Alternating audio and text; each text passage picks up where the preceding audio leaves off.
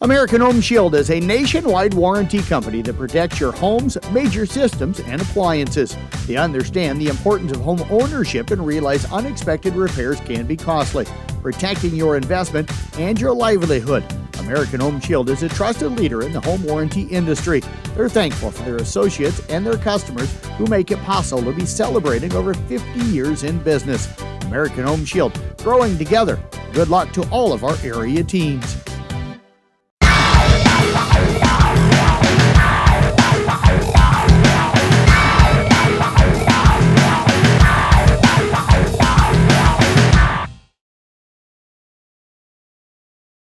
Your home for family fun and entertainment is the Audubon Recreation Center. There's an endless array of activities for fitness and to have fun. Take a swing in the batting cage, shoot some hoops, or seek a perfect game on one of our 8 state-of-the-art bowling lanes. With a walking track, racquetball court, soft play area, arcade, and a variety of fitness classes, there's something for everyone. Enjoy trivia nights, karaoke, and even live music. With a full restaurant and bar and activities for all ages, your family is guaranteed to have a great time. Audubon Recreation Center, just south of Albert the Bull in Audubon.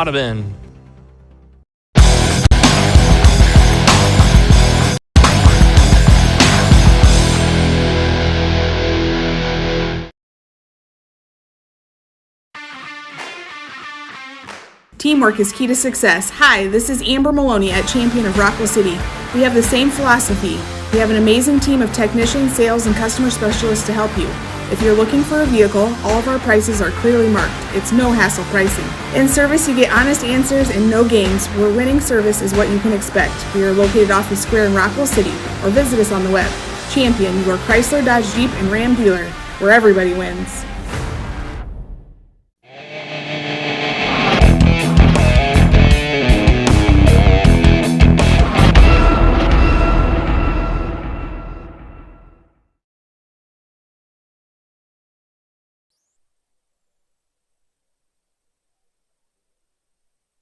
Years of experience in commercial, residential, and agricultural electrical services. Their service area covers a radius of 60 miles from Carroll. They can provide electrical services for new and existing buildings, plus they can help with energy efficiency and lighting on home remodeling projects. Give them a call today at 712-830-6624. That's 712-830-6624.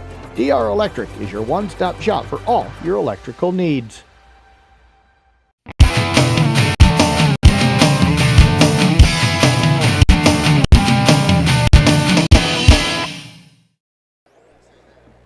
Welcome back to Wells Fargo Arena. Jeff Honnold here with you, and we're getting ready for day 2 of the state wrestling tournament, coming to you live from the Gatorade broadcast booth, distributed by Pepsi Beverages of Carroll. Gatorade, helping athletes feel, recover, and perform. Good day for our area wrestlers. All 8 of the kids from the city of Carroll advanced into day number 2. We only had one gentleman from South Central Calhoun, so all of our South Central and Audubon and East Sac County wrestlers are still going. We're going to be in the quarterfinals today in Class 1A. We can tell you what our schedule is for today. It's going to be a busy one. We've got Coach Bill Kane here with me. He's getting the headsets put on right now. So at 9 o'clock, we start with Class 2A and 3A quarterfinals, and then they'll do Class 2A and 3A second round Consolations. So in that first round, we will have Cael Nielsen. Cael won yesterday, so he'll take on the number 1 wrestler, Cameron Hexapone. So we have that match coming up at 1:20. That'll be really quick here right after 9 o'clock. And then on wrestleback side of it, the winner of that will advance to the semifinals, and that will be later on this afternoon. Then we'll have Darren Schweitzer at 106. He'll be wrestling back, and he'll take on the winner, or take on the loser of the quarterfinal in his area. We'll get that set up for you as that gets decided. And then at 138, Carter Drake will be wrestling back. So we'll have him as well when they get that figured out. And then we are at 170, Rodman. Rodman will be wrestling back as well. So all of the Carroll wrestlers still going. So we'll have that, and then this afternoon we'll have the 1A session. We'll be going from about 2:30 to 5:45. That's the 1A quarters, the 2A semifinals, and third round consolations, and then Class 1A second round consolations. Then we get a little bit of a break from 5:45 to about 8:45, and we'll come back with a 1A semifinals and third round consolations. That's from 8:45 to 10 o'clock. So we're going to be busy. Can't hear a word. Okay.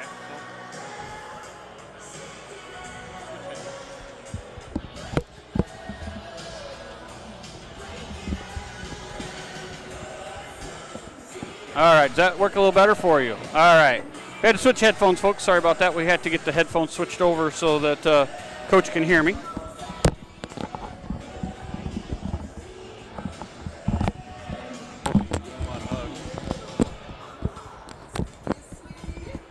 All right, sorry about that. We have cords tangled all up, have to get things going. So we're about ready to get it going here. We're going to step away, have a few more commercials. We're going to get things set up for you. But we got Cael Nielsen wrestling Pexapone here at first round consolations, or first round quarterfinals. So we're back after this on the Carroll Broadcasting Sports Network from the Gatorade broadcast booth. At Drago SCI, they understand raising a corn crop can be a constant battle. They want to help you fight back.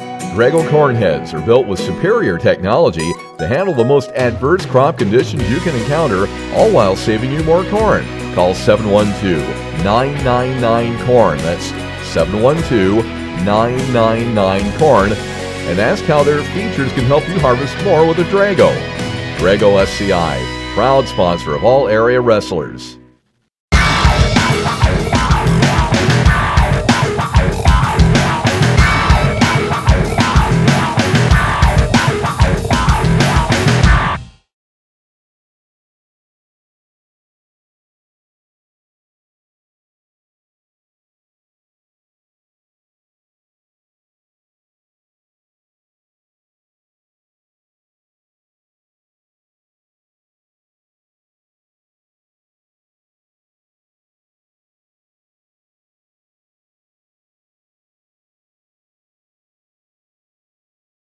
Clucky Custom LLC in Templeton can make your life easier. If you don't have the correct equipment, the time, and are looking for convenience, Clucky Custom LLC can help. They do grain vacuuming, and they will also come to your farm and do the work for you by cleaning your grain bins thoroughly and efficiently. They do custom hauling as well. Contact Steve at 712-830-2206. That number again, 712-830-2206 to set up your vacuuming and trucking needs.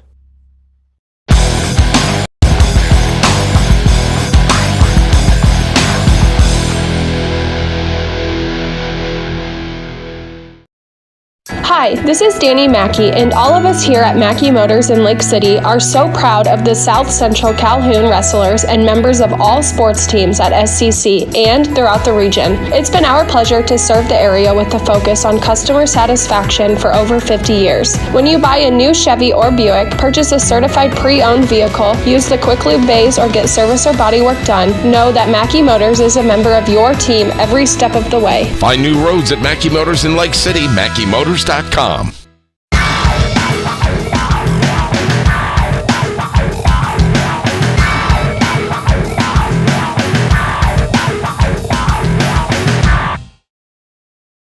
Pye Electric in Dedham is proud to sponsor all area wrestlers. Pye Electric is a family-owned and operated electrical business that does residential and agricultural electrical needs. Here's some wrestling life lessons from Pye Electric. Stay courageous under pressure. Your character is more important than how good you are. Being disciplined pays off. Nothing worthwhile comes easy. And believe in yourself and never give up. Good luck, wrestlers, from Pye Electric in Dedham.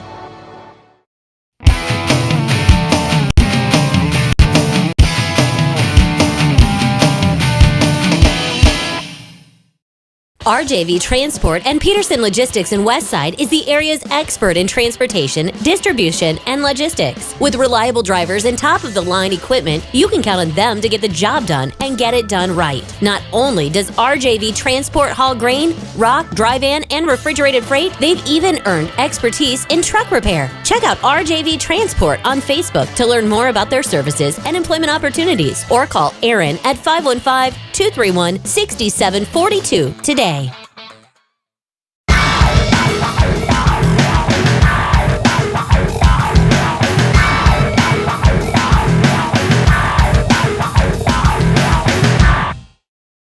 More popcorn and laughter-filled family movie nights. More video chatting with Grandpa and Grandma to show them that perfect snowman.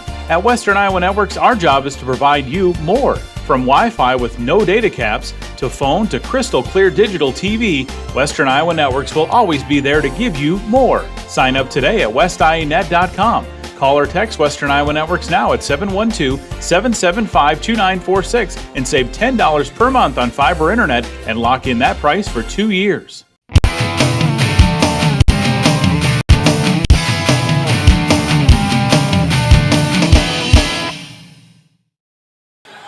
Welcome back to the well. Jeff Honnold, coach. With me, Bill Kane. And we're just trying to get set up here. We had trouble getting logged in. Always seems like there's something in the mornings with us, but we're getting set up here, and it looks like at 106, Schweitzer is going to, let's find out where that was at here. We'll be able to watch that for you folks and kind of give you an idea who he's going to wrestle. And that's going to be the winner of Weber. Sorry, Blankman wiped out all my stuff today. So we got, he's going to take on the winner of Skoglund from Sergeant Bluff Luton. Skoglund, sorry. And Cassidy. Or actually, no, Weber. From Nevada. So they're clearing the mat, so we're getting ready to go here. They have got everybody up. So that match, coach, will be 271. 271 will be on mat number 3, it looks like. Didn't give me mat numbers. Should be mat number 3. So it looks like it's Cassidy from, oh, I'm sorry, it's Dylan Heater won that one. Where's that at? Why is 271 not the same here? 2170. Oh, I'm sorry, you're right. 270, so that's on mat number 2, correct. So that'll be Caden Weber at 37-0. He's from Nevada. And Ethan Skoglund, 41-8 from Sergeant Bluff Luton. So the loser of that will drop down and wrestle Schweitzer. So we'll get that set up for you guys, and we'll keep an eye on that match. But we're waiting for Cael Nelson. Cael will be getting ready to go here in the quarterfinals. We want to thank the Carroll Booster Club for sponsoring our internet today so we can broadcast this one. So thank you so much for the Carroll Booster Club. I'm sorry we didn't get that out yesterday, but we'll go do ahead and make sure we get you guys covered here for Carroll. So thank the Booster Club for sponsoring today so you can hear the Carroll wrestlers this morning. Again, we're here from the Gatorade broadcast booth, distributed by Pepsi Beverages in Carroll. Gatorade, Carroll is too, but Gatorade helping athletes fuel, recover, and perform. And what a great day. 4 guys through. We only lost 1 guy out of 13, so we have 12 advancing today. We all talked about that has to be a record. I don't ever remember anything like that. Close. Yeah, that just was crazy, crazy fun day. So should be a good day today. I think we'll probably have a pretty good shot at getting some guys into the semifinals. And we got some really tough matches, but you're here. It's time to do. Yeah, you're right. It's time to go. So we are getting ready to go here. They got the mats cleared off. They got guys ready almost to go here. So we're going to get rolling here. We're just waiting for national anthem. So we're going to step away, take some breaks here, let them get some stuff going here, and we'll be ready for wrestling in a short minute. Take care. Bordenero's Meat Market and Deli is a specialty meat shop offering a full-service meat counter, aged steaks, and frozen foods. They also serve lunch Tuesday through Friday, 11 to 2, featuring their fresh smoked meats and sandwiches. Bordenero's Meat Market and Deli, 516 North Adams in Carroll. At Radina's Chiropractic, we offer many services including chiropractic care, the 24-hour fitness center, and we also offer products like customized orthotics. We believe in you and want to be a partner in your health journey. Radina's Chiropractic of Lake City.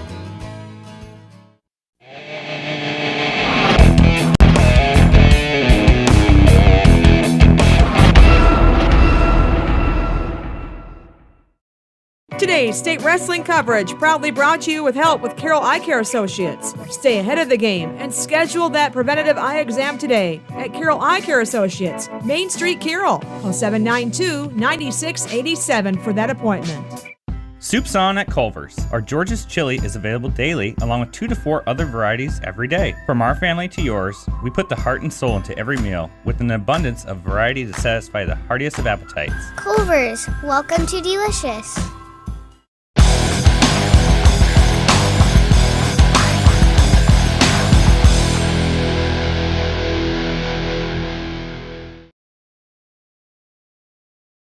The goal of the Carroll Cardinals Youth Wrestling Club is to provide a fun and positive learning experience and to strengthen their love for the great sport of wrestling. The club is open to any Carroll area kids in grades K through 8, no matter their size or experience. For more information, look them up on Facebook.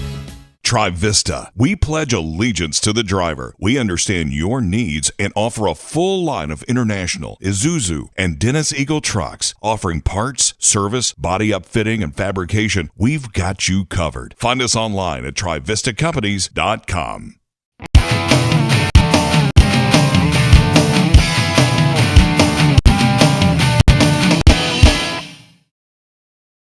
Great place, good food, great fun. It's Coon Bowl. They have 8 lanes of bowling, a great menu, and delicious burgers and sandwiches. Check out their Facebook page for daily specials. The Coon Bowl, 223 6th Avenue South in Coon Rapids.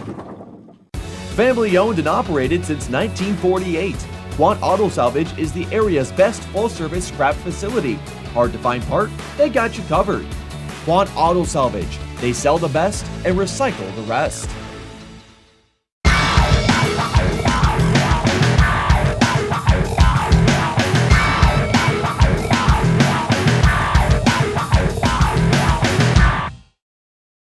Motor Inn of Carroll, known for their award-winning service department and brand new state-of-the-art dealership, is a proud sponsor of today's matches. Motor Inn of Carroll, the area's premier Toyota dealer. Jacobson Seed is a proud sponsor of today's wrestling coverage. Their brand new conditioning facility is ready to increase your yields. Take the Jacobson advantage today.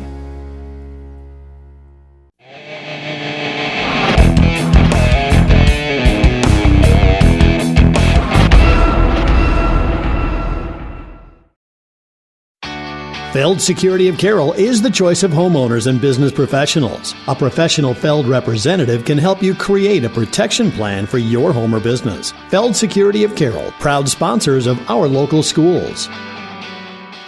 DMAC provides access to quality, affordable, and convenient education. The DMAC Carroll campus offers a variety of programs for everyone. Not sure what program is right for you? Contact the DMAC Carroll campus today and talk about your options. Call 792-1755 today.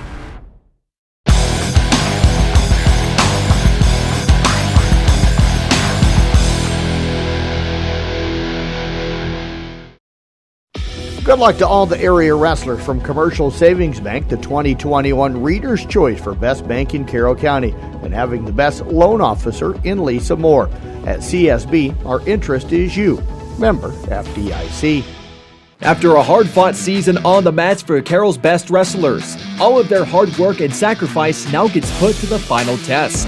From Kit Plumbing and Heating in Carroll, best of luck and congratulations to all of the Kuemper and Carroll High wrestlers giving it everything they've got at the state tournament.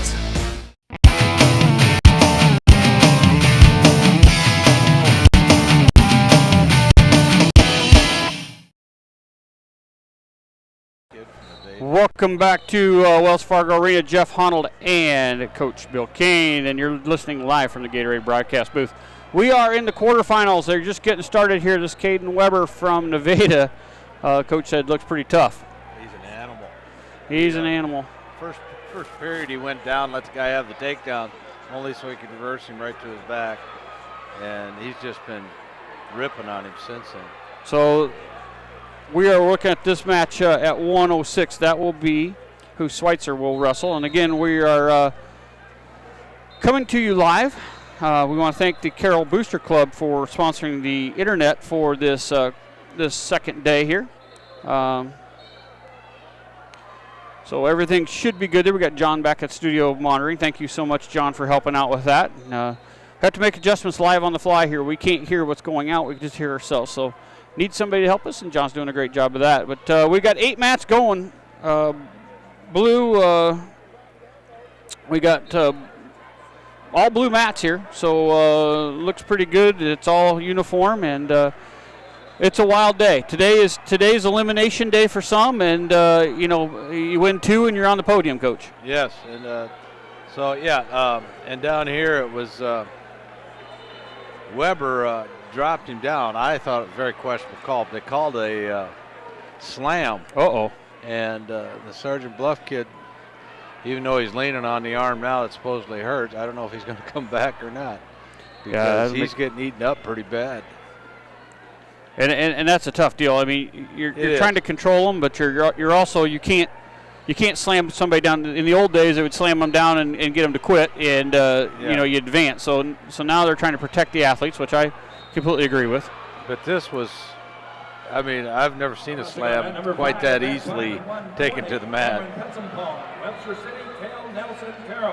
We keep adjusting here. Every day it's a little different down here. It's funny, we even had to adjust mics between sessions. So we're getting everything set up. Thank you, John. We got turned up a little bit more for Coach so you can hear him, and we'll keep it rolling. But I think again, Nielsen just got called up. So Caden, we got Nielsen for Carroll. So again, thank you to the Booster Club, Carroll Booster Club, for sponsoring him. So Cael Nelson, we'll keep an eye on where he's going to be at 120 here. See if we can find that match. They don't really have it on the board yet.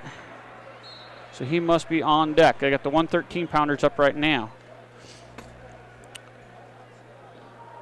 So we'll keep an eye on Mat that. 5. Mat 5. Here we go.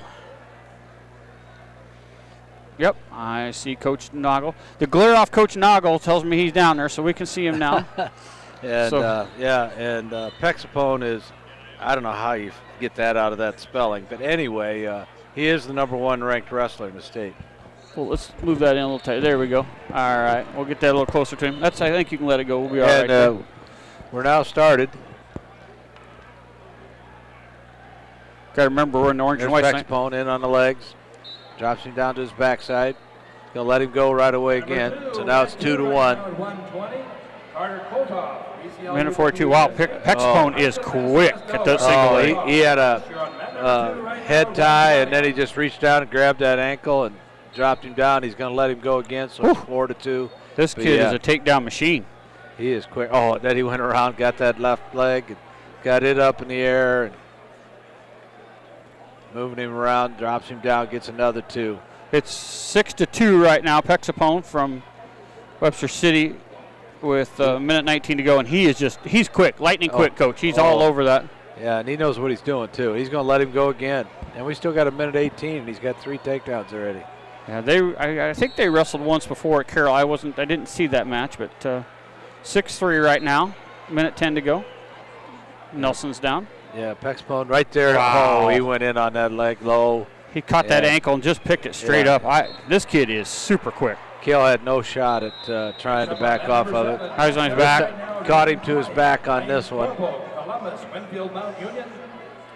No, now he's got the leg hooked. Nelson's in deep trouble here. It's deep with 48 seconds to go, so he's going to have to fight for a long time. Both legs are caught, and the head's getting pulled up here. Cade's all he's got right now is just his head being able to hold it up, but now the arm got tight. It's going to be really tough here, Coach. He's doing a heck of a job down there trying to keep there off. It is. But there's the fall.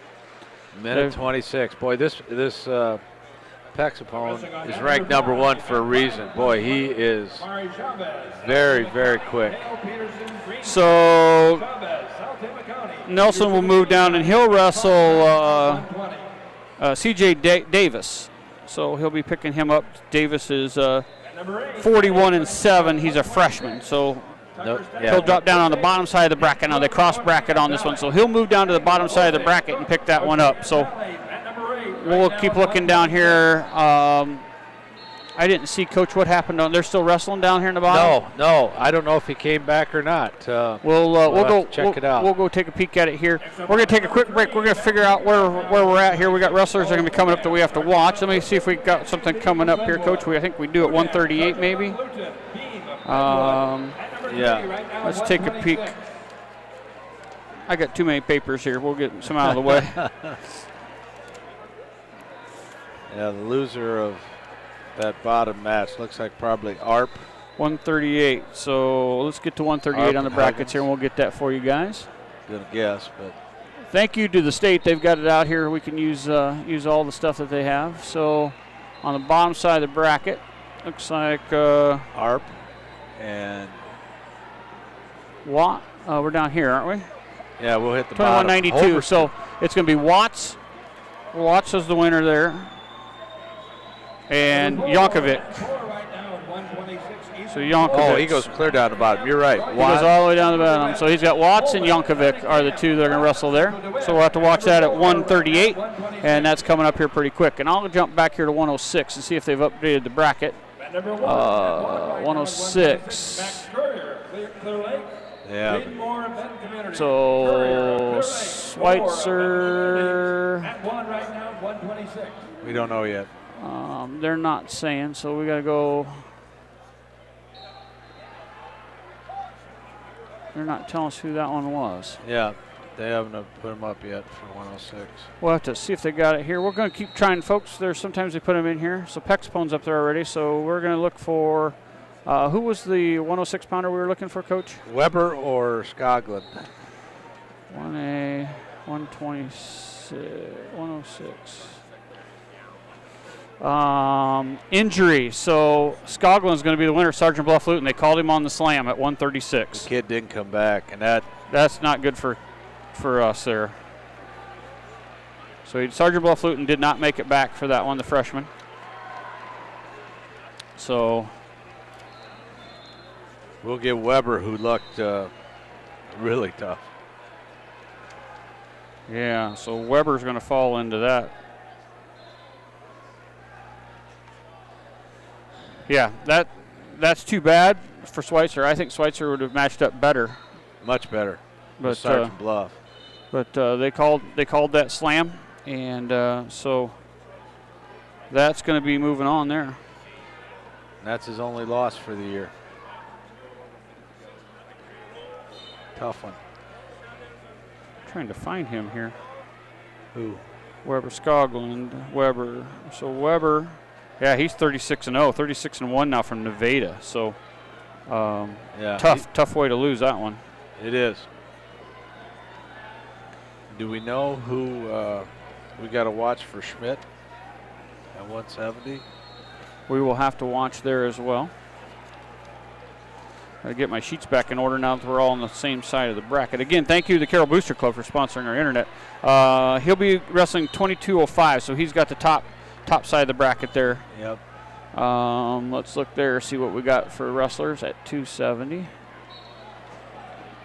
270. Or 170.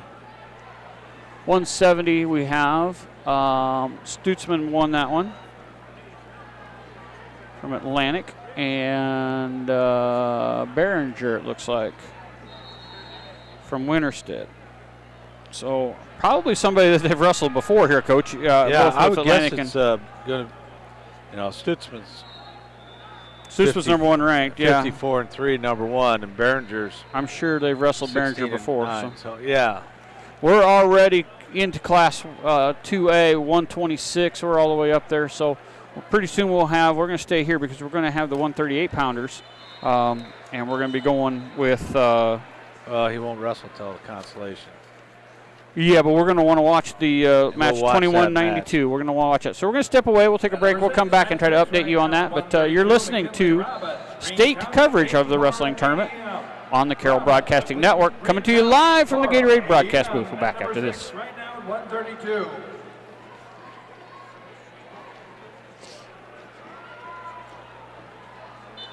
If you wanted, you could almost do an interview and then come back with you know what? these guys to Good, wrestle. great idea.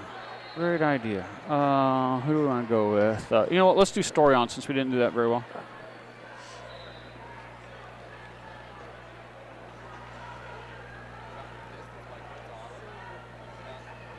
We can do quite a few because we're not going to have any wrestlers till After 3A. We're going to have probably an hour and a half.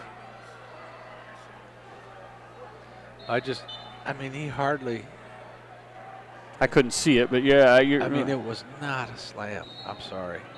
And you knew the kid, and the kid's leaning on it. You knew it. Yeah, he knew what he was doing.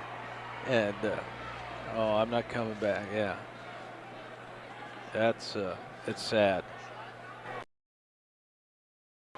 Now, welcome back to the Gatorade broadcast booth. And we got about an hour and a half before our next wrestlers are going to be up for Carroll High. So we're going to do some interviews. The first one we're going to start out with is one that Carroll folks will probably be interested to listen to, Taylor Berger. We're going to hear what the difference is between coaching at State and wrestling at State. So kind of a neat perspective on that. So we're going to go ahead with Taylor. We've got quite a few interviews here. We've got Jeff Story on as well. We're going to catch a two-part series on him. What it's like to be a photographer down here, and actually he wrestled down here as well. We also have Coach Rick Caldwell. He's the one that set up and got Waverly Shell Rock to be the powerhouse that they have. I actually wrestled with him at college, and we consider him a friend, so it's really kind of a neat interview talking about that. And then my coach, Coach Al Baxter, he started the Lisbon program, got that to the powerhouse it is today, and then left that and started Buena Vista. So that's a two-part one as well. So we have some Hall of Fame guys there, and Rick Caldwell and Baxter. So we're going to step away. We're going to do Taylor Berger now. So we want to thank the Carroll Booster Club for sponsoring the internet so we can do this session. Taylor Berger coming up next. Taylor Berger with the Carroll coaching staff on the wrestling team joining us here again as we kind of take a look at some of the great things that have happened in our area in wrestling down here at the state wrestling tournament. And one of those was Taylor winning the 2011 state championship for the Carroll Tigers. Taylor, appreciate you joining us here today. And tell you what, congrats again on what happened. Hard for me to believe 11 years ago. Yeah, thanks a lot, Jeff. No, it's thanks for reaching out to me, and it's always a pleasure getting to talk with you and catch back up. Now that state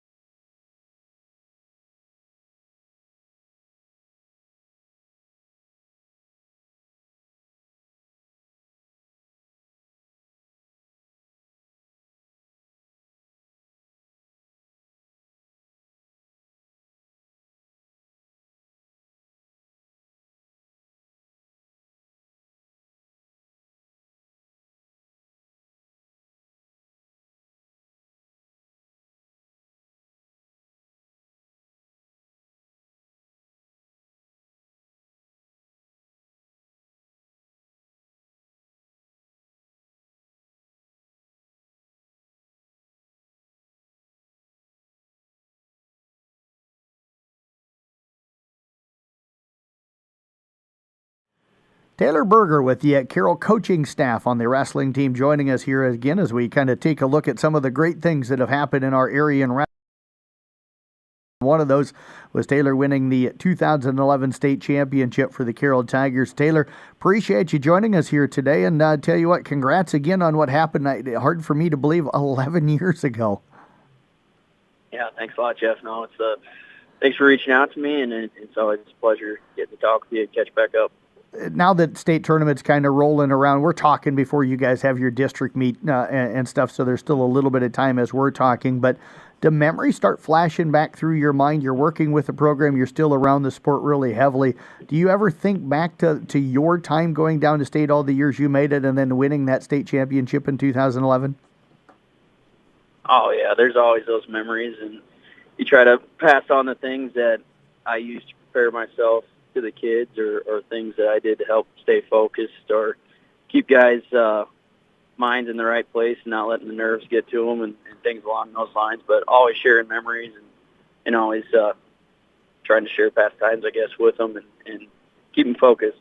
What are the things that you talk to them about? What's some of the wisdom that maybe you have been able to pass along to the guys? Because 6 of your guys through sectionals into districts got to make this team feel really good. Yeah, we definitely had a good tournament, and we're pleased to have the 6 get through, and hopefully get all 6 through down to the state tournament. But I don't know, a lot of the things is just preparation before matches, not putting too much pressure on yourself about winning and losing so much as it is to focus on keeping good position. What are my hands and feet doing? Where do I got to get? How do I get that guy reacting to me? And if I do those things, winning will take care of itself versus thinking about winning and losing, going out on that mat. They freeze up, or guys they wrestle tight and don't wrestle to their capability. And we know our guys are capable of accomplishing a lot of good things. So if we can keep things simple for them and have a focused game plan, I think, that's a big key for just anybody to excel and do well down at the state tournament or get to the state tournament. Coach, I imagine that the guy's pretty receptive to listening to what you have to say. Everybody knows who you are in this area and the success that you had, not just at Carroll, but up at UNI as well. Yeah, no, they certainly give me a hard time, and I do back to them, but I think they appreciate the wisdom and appreciate my 2 cents, I guess, so to speak, that I give them every now and then. But we got a great group of guys as far as coaches and with multiple years of knowledge between all of us. So I think they like it. I think they accept it. I think they ask a lot of questions. So they're always wanting to learn, willing to learn, and it's great being able to work with them in that sense too. So like you said, I have going to UNI and I have a little bit more of a higher level wrestling knowledge than a lot at the high school level. So I'm able to bring some things back that I picked up there, and I think the kids like it, and we're seeing it on the mat, and it's helping them out a lot. Did you ever see yourself coaching when you were growing up and coming through high school, especially now you're coaching with some of the guys that coached you when you were younger? Yeah, it's kind of it's fun. I guess I probably always imagined I'd be back in the room at some point in time, maybe just when I had kids or cousins, nieces, nephews, that sort of thing. But I took a little time after my college career just to get away from it for a little while because I definitely needed it. But I started missing a little bit more, and just I enjoy wrestling. I enjoy being around the kids. I enjoy being around the sport. So it's fun to get back in the room and wrestle around with them and just share some of my experiences. So I guess a little bit I did, a little bit I didn't, but I definitely enjoy it. What are some of the conversations that you had when you first wanted to get back into coaching with, like Eric Nagel? He was your coach in high school, now still the head coach there, and some of the assistants still there. So what was those conversations like with you and him? Did he reach out to you, or you reach out to him to get you back into the room? I think he always always was willing and always wanted to be back, and I always kind of thought I would be back too, but it was more of, hey, you care if I get back in the room? He's like, yep, get that concussion test taken, get the requirements passed, get your coaching degree, and get your butt in here. He was more than ready to have someone else in there helping out and giving back. So I think I talked to him a little bit, and maybe he's always been hinting at it to me too. But there wasn't too much conversation. It was, yes, let's get to work. Who do you wrestle with when the kids are in practice? Who do you get down on the mat with and spar with a little bit? Oh, I mean, we rotate through groups quite a bit, so I would say most everyone. But a lot of time spent with especially Carter Drake, Jair Gallegos, some of the bigger guys in that sense. Colton, the heavyweight, just to give them some different feels every now and then. But over the years, Cooper Ludwig too. I mean, talking past guys, Parker Clucky, a lot of those guys that made it down to the state tournament were. Everybody, it's always good wrestling different guys, and I definitely try to get around the room so everybody gets a little bit different feel and can share my knowledge in a lot of different positions with them. So I'd say everybody for the most part. Did you have to break off any rust when you first got back onto the mat, or did it just automatically happen? You just felt good again? Oh, yeah, you're definitely rusty when the first time you get back out there. Even if you have a big break, you feel like your feet are underneath you like they used to be a little bit, but it don't take too long to get back into it. You don't forget it just in a day by any means. So definitely more out of shape and not in the same shape I used to be, but it don't take too long to get back to feel good. But you said you'll never be in Honolulu shape, right? God, I hope not. No, I'm just kidding. No, trying to stay on a regular workout routine, but it ain't nothing like the training days used to be, that's for sure. What's the difference now for you walking into Wells Fargo Arena compared to when you wrestled for Carroll High to now that you're a coach? I I guess there ain't a whole lot of differences. You can still feel the nerves. You love the atmosphere. You like to take it all in. But there's no pressure on me and the coaches anymore, I guess, or you don't feel like that because I'm not competing anymore. Like there's just that pressure that's lifted off you. But it's now you just get to enjoy the moment and not have to think as much. I like to focus on keeping the kids focused and telling them, it's just another tournament. It's just another atmosphere that you get to compete in. Don't put too much hype on it and go out there and take care of business. But it's always a blast. You always love getting back down to the well and always taking in, seeing guys you hadn't seen in a while, talking with coaches you don't get to see every day, seeing the people. And it's just a great tournament. We love the state tournament. It's a blast. So hopefully we keep bringing guys down year in and year out, and we always get to enjoy it. Let's flash back to that state championship year of 2011. When you look back, what are the memories that you have? Is it getting the hand raise? Is it winning that championship match, or is it other things about being down there that are the memories that you think about?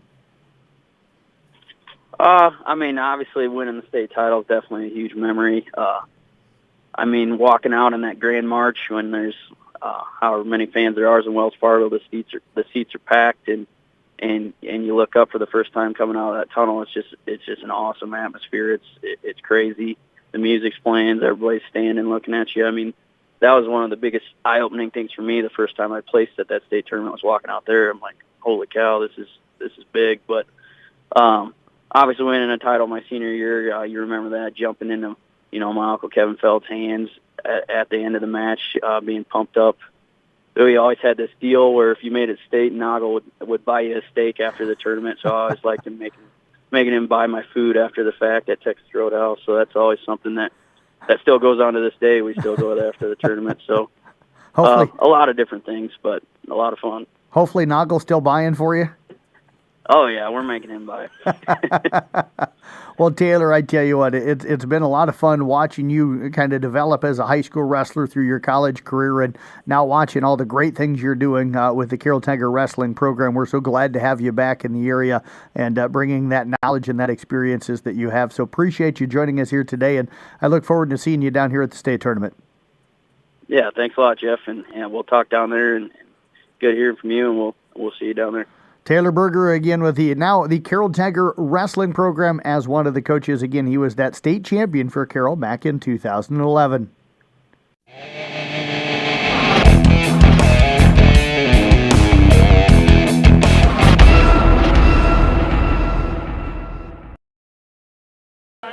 Well, welcome back to Wells Fargo Arena. Jeff Honnold and Coach Bill Kane. And we're in 2A quarterfinals. They're at 138 right now. We got to get all the way through 2A and then 3A, and we'll be back around. So we have a while here. We want to thank Taylor Berger for that interview and giving him his insight on that. And we're going to step away, take a couple breaks here, and then we're going to come back, and we're going to do an interview with Jeff Storion.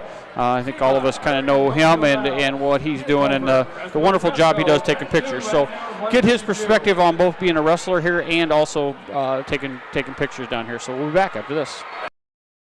Your home for family fun and entertainment is the Audubon Recreation Center. There's an endless array of activities for fitness and to have fun. Take a swing in the batting cage, shoot some hoops, or seek a perfect game on one of our 8 state-of-the-art bowling lanes. With a walking track, racquetball court, soft play area, arcade, and a variety of fitness classes, there's something for everyone. Enjoy trivia nights, karaoke, and even live music. With a full restaurant and bar and activities for all ages, your family is guaranteed to have a great time. Audubon Recreation Center, just south of Albert the Bull in Audubon.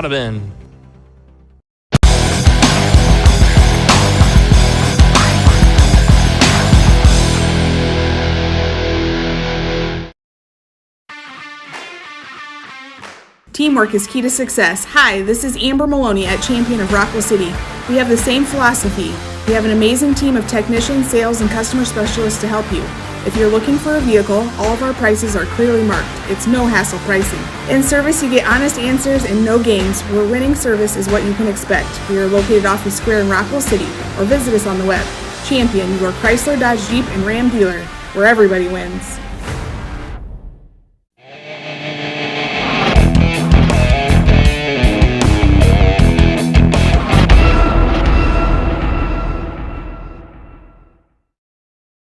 Jeff Blankman joined here today, my very special guest. We've got Jeff Storyhon in the house. And folks, if you're not familiar with the name, I know you're probably familiar with the work. Longtime photographer in the Carroll area of high school athletics and just other things in the community of Carroll. Jeff, appreciate you coming in today. Oh, thanks. It's good to be here with it. Jeff, I say long time, not calling you old by any means. Let's call it like it is. Yeah, I am. But you've been in Carroll since the mid-'80s, correct? Late 80s. Late Yep, 80s? Late Okay. 80s. Moved here in 1988. I was thinking 86, but 88. 1988. Okay. So, and you went to work originally for the Carroll Today. That is correct, yep. And then for the Daily Times Herald. Yep. Worked at the, I came from Postville, Iowa, which was a small town in northeast Iowa. And Postville has and still does have a pretty good reputation for wrestling. And, that kind of fit into, some of my interests in that as far as covering sports and that with it. But when I moved to Carroll, this was even, to give you an idea how long ago this was, Carroll High was still wrestling and playing basketball, what is now Adams Middle School. With it. So the new high school and new facility was being built, but that first year or two that I was down here, I had the luxury of shooting in that gymnasium, and anybody that spent some time in that gym knows exactly what type of facility it is that we're talking about. And today, the lighting in there is so much better than what it was back then. So that was interesting, to say the least. You were probably very happy then that the new facility was built. Oh, yes. Yeah, very much so. For a photographer, when you start talking about facilities and lighting, that's what's important, and, good competition, obviously, with it. But when you start looking at facilities and that with it, that's where that's what really gets everybody's interest. It's behind the camera, that with it. So back to Adams there for a minute. At that time, when we would do wrestling team photos for Carroll High, that was downstairs in that little basement gymnasium that they had. And I think Brian Hogue might have been coaching at that time with it. Yep. Maybe I stand corrected on that with it, but that's where we did team photos at and that with it. And that's where they had practices. And, you walk down there, even today, I'm not sure what capacity, how they're using that, if they still have it or not with it. But I can't imagine when they were playing basketball down there, that with it. But wrestling, that's where they had their practices at that time. So that was always pretty interesting in that with it. So I did get the pleasure of playing against Carroll High in 1989 at Adams Elementary. I might have photographed you. You probably did. So, yeah. Absolutely. So, but hey, I think I actually did photograph you in a game, maybe at Arweva. At Arweva, that probably. Could have been. Yeah, absolutely. Yeah, we talked about that a little bit because I graduated high school in '89. Different note here, but there's some history with that one there. That's for sure. There is. So. Yeah, you probably have the picture that Tyler Edwards gives me a hard time about all the time was probably the picture you took. But you have shot every single sport from the local schools that they've played, whether it be soccer or tennis, which are the newer ones, to wrestling, to basketball, to football, to volleyball, baseball, softball. It doesn't matter. You've had the opportunity to shoot every school and every sport that we've got in the area. That's... I look back at that with it, and I don't want to make it sound like, hey, I'm done and over the hill and retiring here by any means with it. But, when you look back at that and somebody will ask you, well, what's your favorite sport? Or, what was your favorite game or what was your favorite moment? And the luxury of being able to do something like that with it is that you get to spend a lot of time shooting and seeing and meeting a lot of cool people and that with it. And you get to see some really great competition. The downside of doing that is that after a while, it starts to merge together a little bit. So when somebody asks, what was your favorite moment in sport and that with it, and I can't say that I have like favorite moments. There are some that come to mind, but the ones that stand out are moments when you have an unexpected finish, or you see something that's like, wow, that was like really, really cool. That was totally unexpected, or that was a great comeback, or that was. That was the pinnacle of sport. And when you get a chance to be a spectator, be a participant in it, or, in my case, I get the photograph in that with it. It's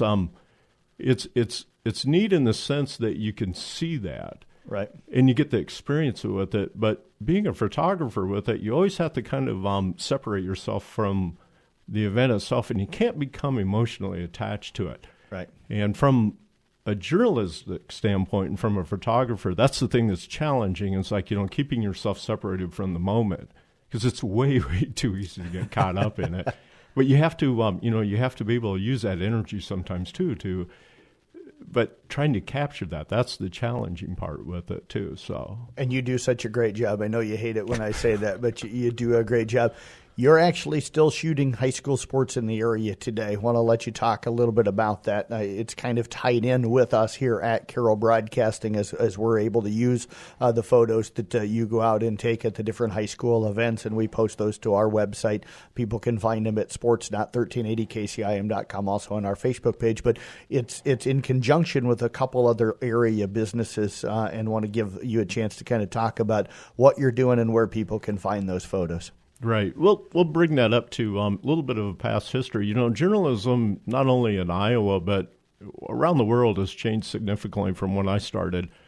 And with those changes come a difference in how we're using product and how that product is being shared with others. And the old print days and that with it, that's something that's I'm not going to say is coming to a close with it, but it certainly has faced some challenges in the past 2 decades and that with it. And when I had the opportunity to catch up with and meet up with some individual companies in our community here that wanted to step up and support some of our local athletics and coverage of that, well, that was a great opportunity to do that. So Jeannie Kirchhoff down in Templeton and Manning, and that she currently is one of our sponsors. And then Judy Vision Clinic up in Lake City and Gowrie and Lakeview. They've stepped up and they've done some help with supporting this effort. But the idea behind this is that we can go out and we can cover athletics, we can cover events and that with it, and then through their generosity of supporting me with it, we're able to take those images, share them through Carroll Broadcasting and their different social media platforms. And the cool thing is that we can make that as a free download for individuals, people that want to go in and, take those images and use them for whatever purposes they want to. The idea on this is that we can take it and fill somebody's scrapbook, when they're going through their high school careers. And I should say some collegiate, because every once in a while we do get to do some collegiate stuff in that with it also. So, that's something, this is a very new adventure, and it's something that's, it's in the works still. And been doing this for about 1.5 years now. And through that, we've learned a lot about, how we can take this product, share it with others, how we can benefit from this in the sense that, hey, we can help some people out here with this. And, that's the motivating factor with this. So that's where we're at with it today. We're still evolving with how we're taking this product. And, in the coming months, as we get into the spring sports season, I think we're going to see some additional opportunities and how we're going to take this to, to take it out to the world and, give it to people that way with it. So I'm sure there's going to be some bumps down the road here as we're doing this thing, because it is a new way of doing this. So we'll, we'll kind of we'll progress at that point there as we go along. So I got to ask, and I know it varies from night to night and event to event, but there are nights you'll take, what's the average amount of photos? And then you and I communicate through text. I'm back at my studio typing up results and posting things to our website. You're home editing things. People don't realize how late at night you're up. You got a full-time job that you got to go to early in the morning, but you're up late at night editing these things to be able to get them out.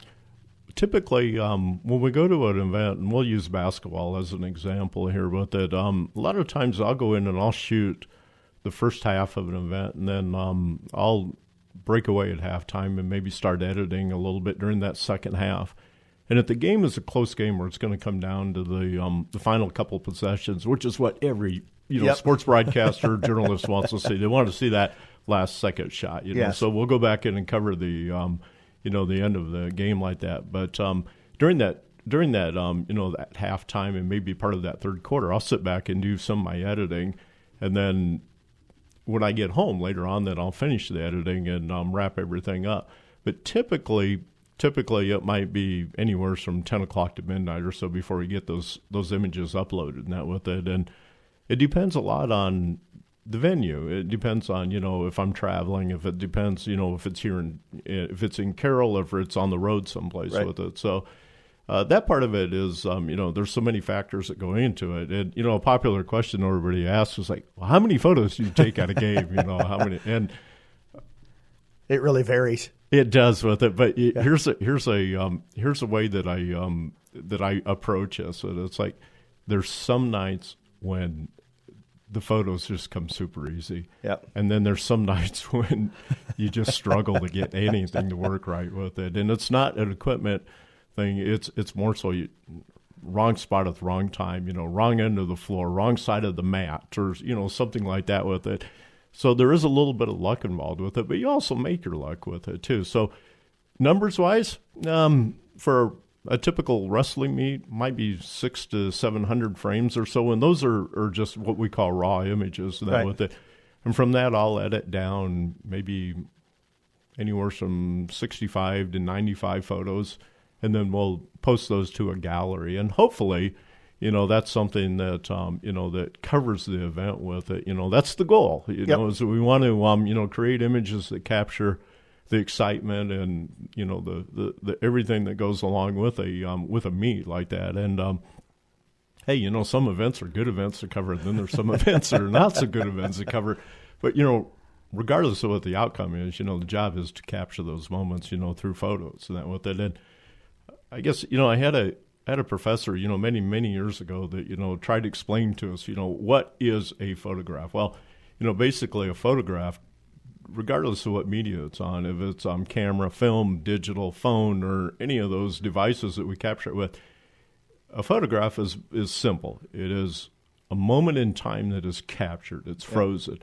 And we can take that image and we can share it with others. And that's different than capturing something on video, obviously, because of, you're freezing that one moment in time. And if you think back to a favorite photograph that you have, it might be sport, it might be landscape, it might be family or something like that.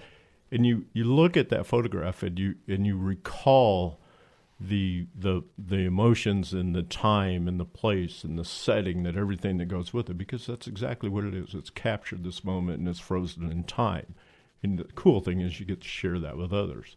Jeff, I've got to give a quick shout out to your site. Go to Facebook and go to search Viewfinder 22, folks, if you want to look at all the different things that Jeff does. He does a lot of sports stuff, but you go out, there's times you're on like trips or something somewhere and you'll take some shots and you throw those out and stuff. So people need to check out your work. If they want to purchase any of the stuff that you've done, if they missed the free part of it, they can go back and purchase stuff. So we're going to step away. We're going to have a second part of the interview coming up with you in just a moment.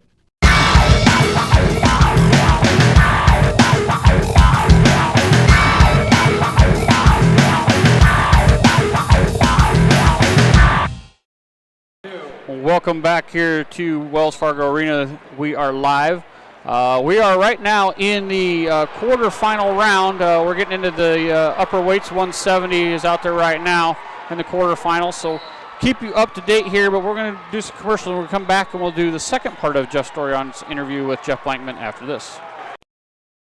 DR Electric in Carroll has over 20 years of experience in commercial, residential, and agricultural electrical services. Their service area covers a radius of 60 miles from Carroll. They can provide electrical services for new and existing buildings, plus they can help with energy efficiency and lighting on home remodeling projects. Give them a call today at 712-830-6624. That's 712-830-6624. DR Electric is your one-stop shop for all your electrical needs.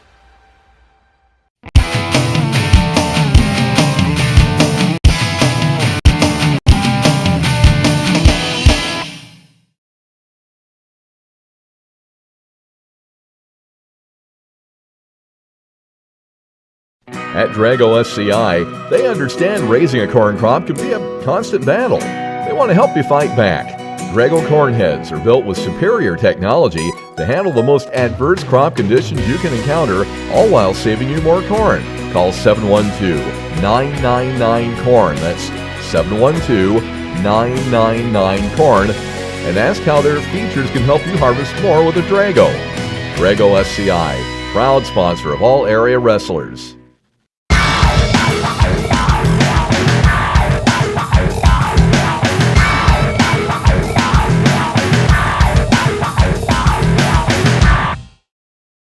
Clucky Custom LLC in Templeton can make your life easier.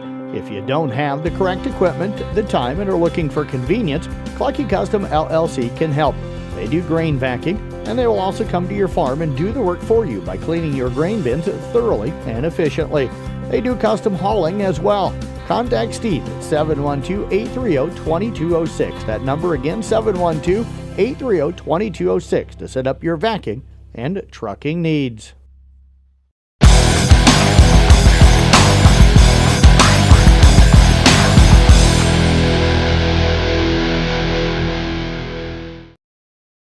Jeff Blankman back here again today with Jeff Storyhunt. Again, we talked to him about what he's doing with Carroll Broadcasting and with Jeannie Kirchhoff, and also with a Vision Clinic with the Judish family up in the Lake City area and stuff, and how we're sharing those photos out for everybody to be able to get those for free. You can find them on the Carroll Broadcasting website, on Jeannie Kirchhoff's Facebook page, and also on the Judish Vision Facebook pages as well. So we appreciate that. Jeff's going to be down here at the state wrestling tournament Friday and Saturday and maybe Thursday evening as well, so you'll find some photos.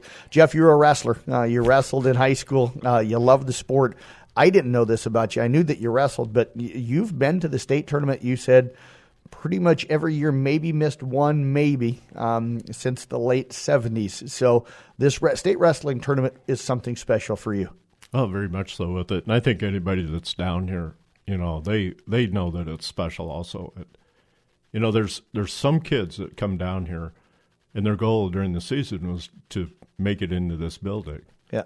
And then there's, some that come down here that's like they're here to mop up on anybody and dominate. So regardless of, what a goal is that a wrestler has down here, it's just super special to make it. Yep. That's the cool part about it.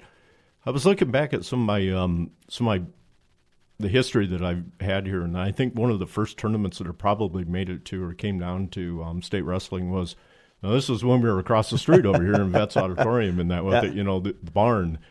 And today the building is still there, but when you walk inside it, it's obviously a completely different structure. And that with it, it's still pretty cool to walk in there and just see those rafters and that with it, and how that imagine how that whole layout and that tournament was and that with it.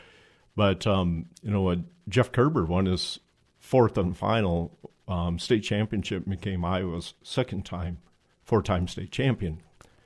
I think that was in '79, and I can remember being down there. And the energy that just, was in that building that night. Wow.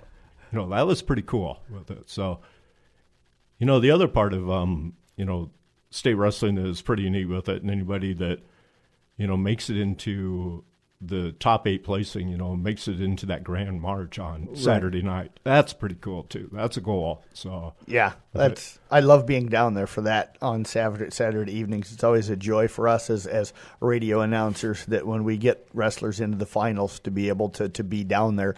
If you don't get anybody into the finals, it's harder to get into press row when you don't have anybody in the finals. They really control all that stuff, which is understandable. But you're going to go ahead. Well, let's step back to Wetzlar for a little bit, because the format of that tournament at that time was so much different than, the way they do the tournament today. The tournament today is probably more competitive. It's, and when we get to Saturday night, we have probably a much truer picture of who our top 8 wrestlers are in each given class, each given weight. But in the old days, and we'll call it the old days like that with it, you wrestled on Thursday, and by Friday night, the 2 semifinalists that advance into the championships, which were on Saturday night, everyone that they had defeated during that run was back in on Saturday. And that's how I got back into it. I got knocked out by local boy here, John Corey from Coon Rapids. And that was a few years ago with it. That was in 1984 with it. But, John was an exceptional wrestler and went on with a career as a wrestler at the D1 level for Nebraska. I did not know that. Oh my gosh, here Nebraska's #1 fan. Yeah. So anyway, so I got to actually wrestle against a kid that was coached by Rick Sadell down in so that was pretty cool. I didn't know him at the time with it, and I didn't even know who John was at the time either. John beat me 7-4 with it. So, but I got knocked out of it first round. Then John advanced to the championships then with it, and he ended up winning the thing, that year, which is, awesome for him. That was a pretty cool moment when that with it. So, but I had some opportunities to come back then again, immediately in those years after that as a journalist and start shooting it. And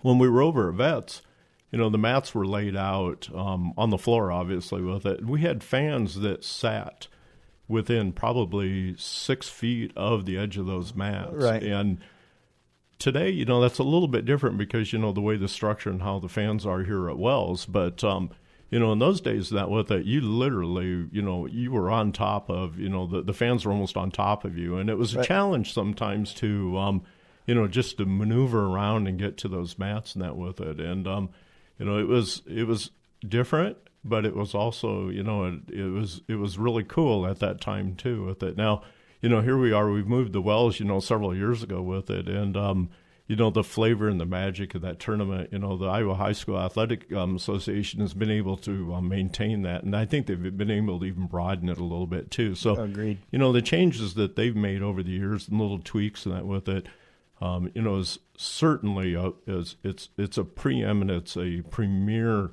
event, not just here in Iowa, but nationally, so that's pretty cool with it. But to get to shoot it, that's pretty neat with it. To prepare for something like this, it's kind of a monster in a way. I would say that probably state track and field, is probably the only event that maybe is, more work and, more prep time in this. But when I get ready for this tournament, I'll take a few days ahead of time, and first thing to do is I go through my equipment and make sure that everything is working the way I want it to. Everything's clean, batteries are charged, cards are formatted and ready to go.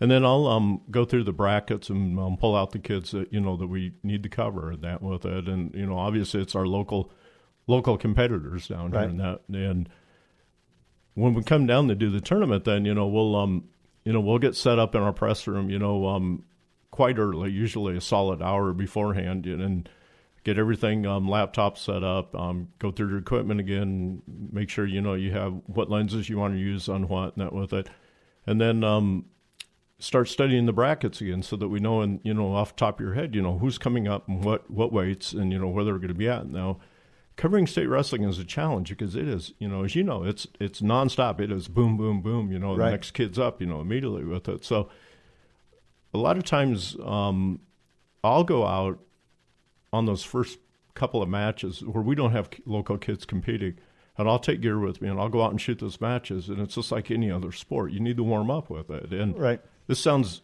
crazy, but you go out there and you just shoot, and you get your eyes ready, you get your hands ready, and you just get a flavor. You get acclimated to that arena floor, because when we're back in the press room, it's quiet.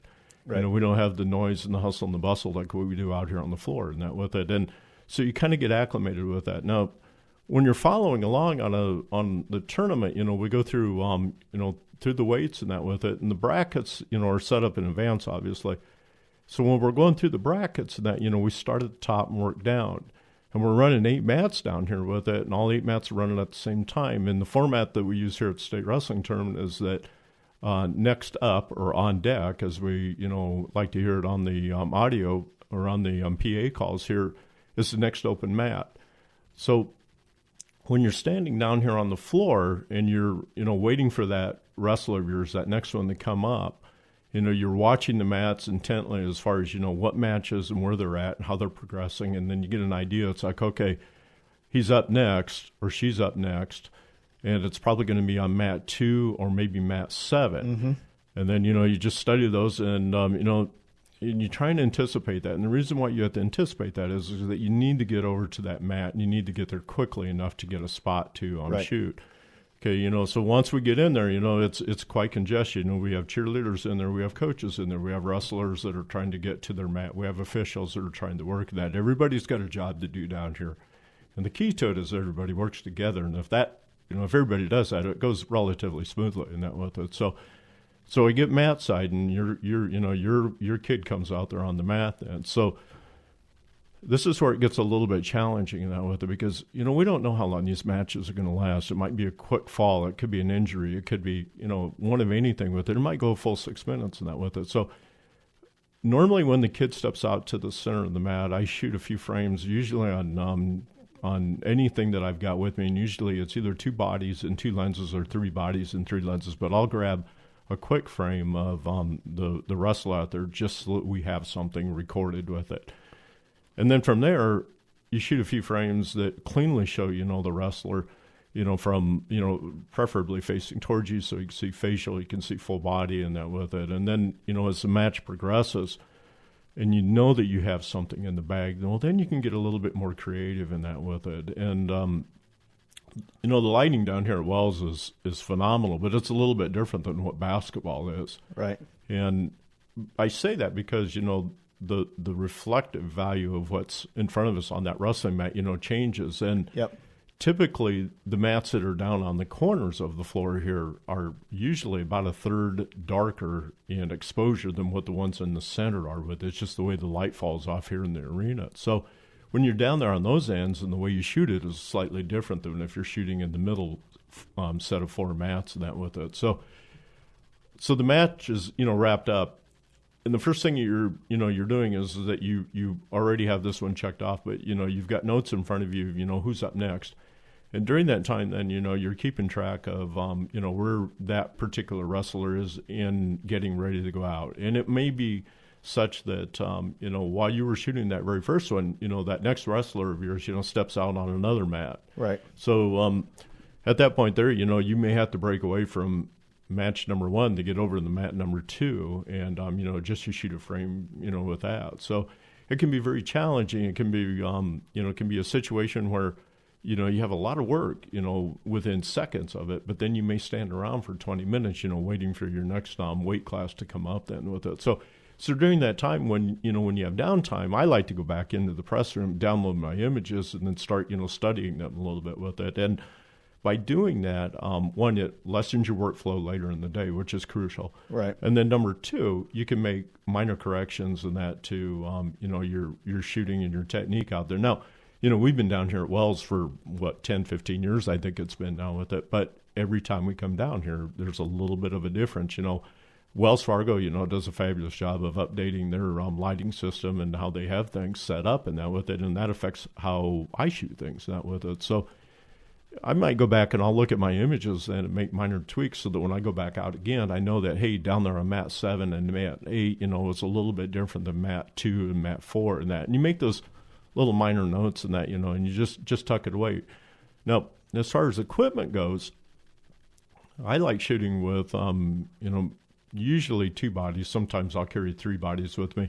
You can get to that point, though, where you have so much gear in that with it that it's cumbersome to get around and through the crowd and that with it. I don't like shooting with zoom lenses, though. They're convenient. Yes, they are with it. I think their image quality is a little bit softer than a fixed focal length or what we call a prime lens, and they're a little bit slower also with it. So that's one reason why I carry 2 or 3 bodies, is because each one has a different lens on it. I don't like switching lenses, between camera bodies, but, during a match with it. But so you're always trying to anticipate something, is this, first of all, is this a match that's down there on our end mats, which are cool because we can shoot differently on those than we can on those 4 inside mats. Yep. Which is, so, if you're down there, and this is what's really neat, you're at the end of maybe a session and it's those heavier weights that are out there competing. And a lot of the media and a lot of, people that are just normally around the edges of the mat, a lot of times that disperses and it thins out a little bit with it. So, that being the case, you can go in there and you can shoot matches differently. You can shoot from slightly different spots. You can shoot with wider angles. You can shoot with tighter lenses and that with it. So there's those moments when we're out there, shooting something or we're waiting for that next match to come up and you look at the clock and it's like, it's going to be about 7-8 minutes or so. Maybe I don't have enough time to run back and dump cards and that with it. So you spend that time, if you're good at this, you spend that time watching other people, watching other shooters. And, you get an idea. It's like, well, why is that person, why are they over here in this spot and why are they shooting from that angle? And then you try and visualize, it's like, well, what are they shooting? Why are they shooting from that low shot or that high shot and that with it? So, and you learn from that. And, obviously I've been doing this for a number of years now, but I learn things every time I come down here. I learn things about my camera gear that that I didn't know 2 weeks ago. Right. And you take that knowledge and you apply it to, what you're doing. And, people ask me and say, hey, what's the best camera out there to get? What's a favorite thing? And it's like, well, honestly, the equipment from Nikon, Canon, and I shoot Fuji.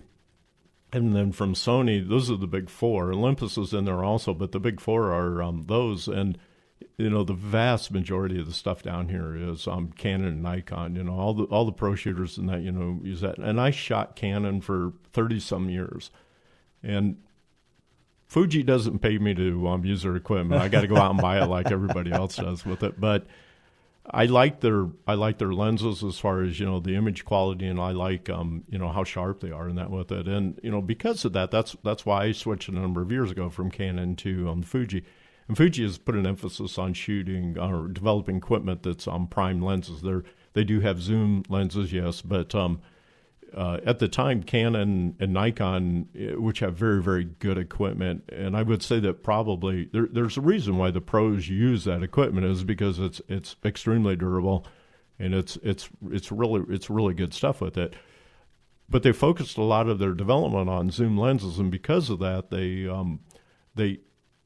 have certain compromises. That I mentioned a little bit of that before. The speed is the biggest thing, and in a lot of our venues at home, we're shooting in gymnasiums that, have let's say a lot of character and a lot of history to it. They've been around for a little while. Yep. And that with it. So, and they may not have the best lighting and that with it. So, we're trying to match up equipment that, works well in those gymnasiums and that with it. So when you're down here, it's something that you come in and you get to watch these kids wrestle, and you get to watch this experience, and, hopefully you get a chance to capture it and just to share it with others and that with it. So, it's a wonderful experience, one, to be a spectator, even better if you're an athlete down here. That's the pinnacle of it. But boy, being down here on the floor to shoot stuff, that's pretty freaking cool also with it. So I got to hand that one out to it. So, well, I tell you what, I appreciate all your time here today. Hopefully people learned a lot from you here today, and hopefully they go out and check out your photos. So thanks for coming in. Thanks. You bet. Jeff Storyhan again joining us here. We'll be back with more of our state wrestling coverage coming up on the Carroll Broadcasting Sports Network on YouTube.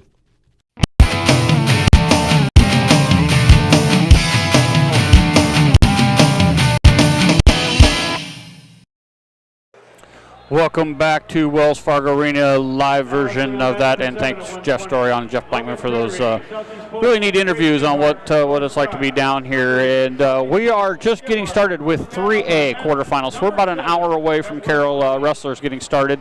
We had in the quarterfinals Cael Nielsen, and he lost by fall, so he'll be in the wrestlebacks along with. We'll go right through what we have coming back in the wrestleback portion of it. Started out with 106. 106 will be Dreylen Schweitzer, and he actually is going to get an unlucky draw. He should have been wrestling Ethan Skolin from Sergeant Bluff Luton, but Caden Weber at 36 and now 1 was called for an illegal slam, which was questionable. Skolin could not wrestle, so Weber now drops down, and he is one tough kid. That is definitely a semifinalist. So tough draw for Schweitzer, but you know what? You got to just win to keep going on. So it's double elimination. If you lose in this round, you will not be on the podium. And again, Cael Nielsen wrestled the number 1 kid from Webster City, Plexapone, and he lost in fall. So he's going to be wrestling C.J. Davis, and so he'll be wrestling C.J. Davis. Davis 40-7 right now. He's a freshman, so see if Cael can keep his streak going here, get a win, and get onto the podium. Also wrestling then at 138. So we'll be right back. It'll be Carter Drake. Carter will be wrestling Watts, Brando Watts from Bishop Healing. He is 37-7. So Carter Drake now 38-8. So it should be a good matchup there. And then we get into 170. Sterling Rodman will be wrestling Brandy Berger from Winterset, so at 16-8. So that should be a good matchup there as well. Rodman at 32-16. So 2 seniors, 2 guys that know each other well. So they'll be going there. I'll give you a quick update here. We're going to take a break. I'll come back and we'll give you the 2A, how everybody's done and what's going to go on and what you can expect going on from here. So quick break. We'll come back. We'll give you some more information, and then we'll go do an interview with Coach Al Baxter. You can kind of hear the history of Lisbon wrestling. Back after this.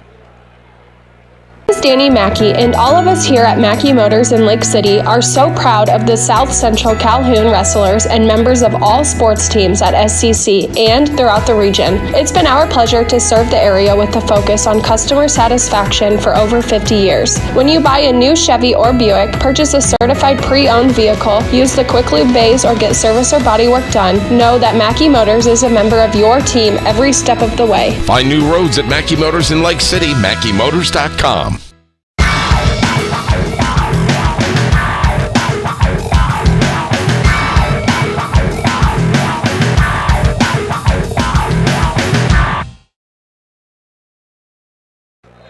Well, welcome back to Wells Fargo Arena, and we're going to bring you the latest wrestling results from the Gatorade broadcast booth, distributed by Pepsi Beverages in Carroll. Gatorade, helping athletes feel, recover, and perform. Again, we'd like to thank the Carroll Booster Club. They sponsored the internet for this session. And we'll start out with some area schools here. I got to find my sheets. I got stuff scattered all over. We'll start with Greene County. Greene County right now has 3 wrestlers still going. Cael Peterson at 120. He'll be in the wrestlebacks starting a little bit. Kinley Robbins, their defending state champion, he won 7-5 over Flora from ADM, so he'll be in the semifinals later on today. And Gavin Schumann at 152 is in the wrestlebacks. ADM at 113, they have Jacob Alexander still going. He'll be in the wrestlebacks. And Aiden Flora again lost, so he'll be in the wrestlebacks. Ballard has Gabriel Christensen at 182. He lost by fall. He'll be in the wrestlebacks. Winterset has Abe Bouchong at 126 in the wrestlebacks. Eduardo Garcia at 152 in wrestlebacks. Logan Fairchild lost by fall. He'll come back now in wrestlebacks. Brady Behringer lost, and he'll be wrestling again like we talked about. Schweitzer, he'll be wrestling at 170. Who do we have there? Sorry. 170 will be Rodman. Sorry, I got a lot of names going through my head. And then Carter Schmuck for Winterset at 195, won by fall, so he'll be in the semifinals later on. Other schools that of note around the area. We'll go to Atlantic. They have Aiden Smith. He'll be at 106. He'll be in the wrestlebacks. Ethan Fullman at 126 will be in wrestlebacks. And Caden Stutzman, again, he won at 170, so he'll be in the semifinals later this afternoon. For Clarinda, they have Cael Downey left at 145. He'll be in wrestlebacks. And Logan Green at 285, lost by fall, so he will be in the wrestlebacks. Denison Schleswig has Jackson Hildebrand. He is in the wrestlebacks. Glenwood has Matthew Beam at 126 in wrestlebacks, and C.J. Carter won his match 10-9, so he will be in the semifinals. And for Harlan, they had Zane Bendorf at 182. He lost 7-4, so he will be in wrestlebacks. And the last one we have in this session will be Dawson Bond at 160 for Red Oak. He won 5-2, so he will be in the semifinals later on today. 3A getting started right now. We're at about 1:13, so we're about an hour away from getting started. We will definitely break in and make sure we get all of our wrestlers in, and we'll probably have multiples on the mat at the same time. So we're going to be rolling through here. We're going to go ahead and take another quick break. We'll try to get all of our sponsors taken care of, and then we're going to hear from Coach Al Baxter, a Hall of Fame coach, started Lisbon, and then also restarted Buena Vista Wrestling. We'll be back with more from the Gatorade broadcast booth, State Wrestling, after this. Pye Electric in Dedham is proud to sponsor all area wrestlers. Pye Electric is a family-owned and operated electrical business that does residential and agricultural electrical needs. Here's some wrestling life lessons from Pye Electric. Stay courageous under pressure. Your character is more important than how good you are. Being disciplined pays off. Nothing worthwhile comes easy. And believe in yourself and never give up. Good luck, wrestlers, from Pye Electric in Dedham.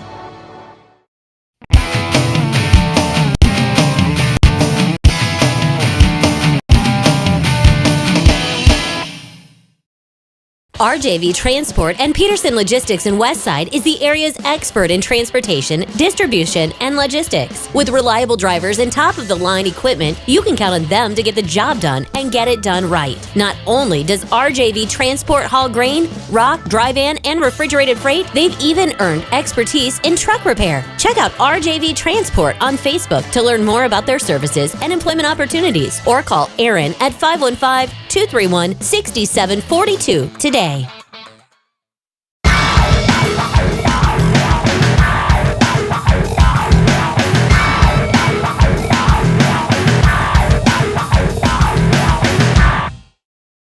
More popcorn and laughter-filled family movie nights. More video chatting with Grandpa and Grandma to show them that perfect snowman. At Western Iowa Networks, our job is to provide you more. From Wi-Fi with no data caps, to phone, to crystal clear digital TV, Western Iowa Networks will always be there to give you more. Sign up today at westianet.com. Call or text Western Iowa Networks now at 712-775-2946 and save $10 per month on fiber internet and lock in that price for 2 years.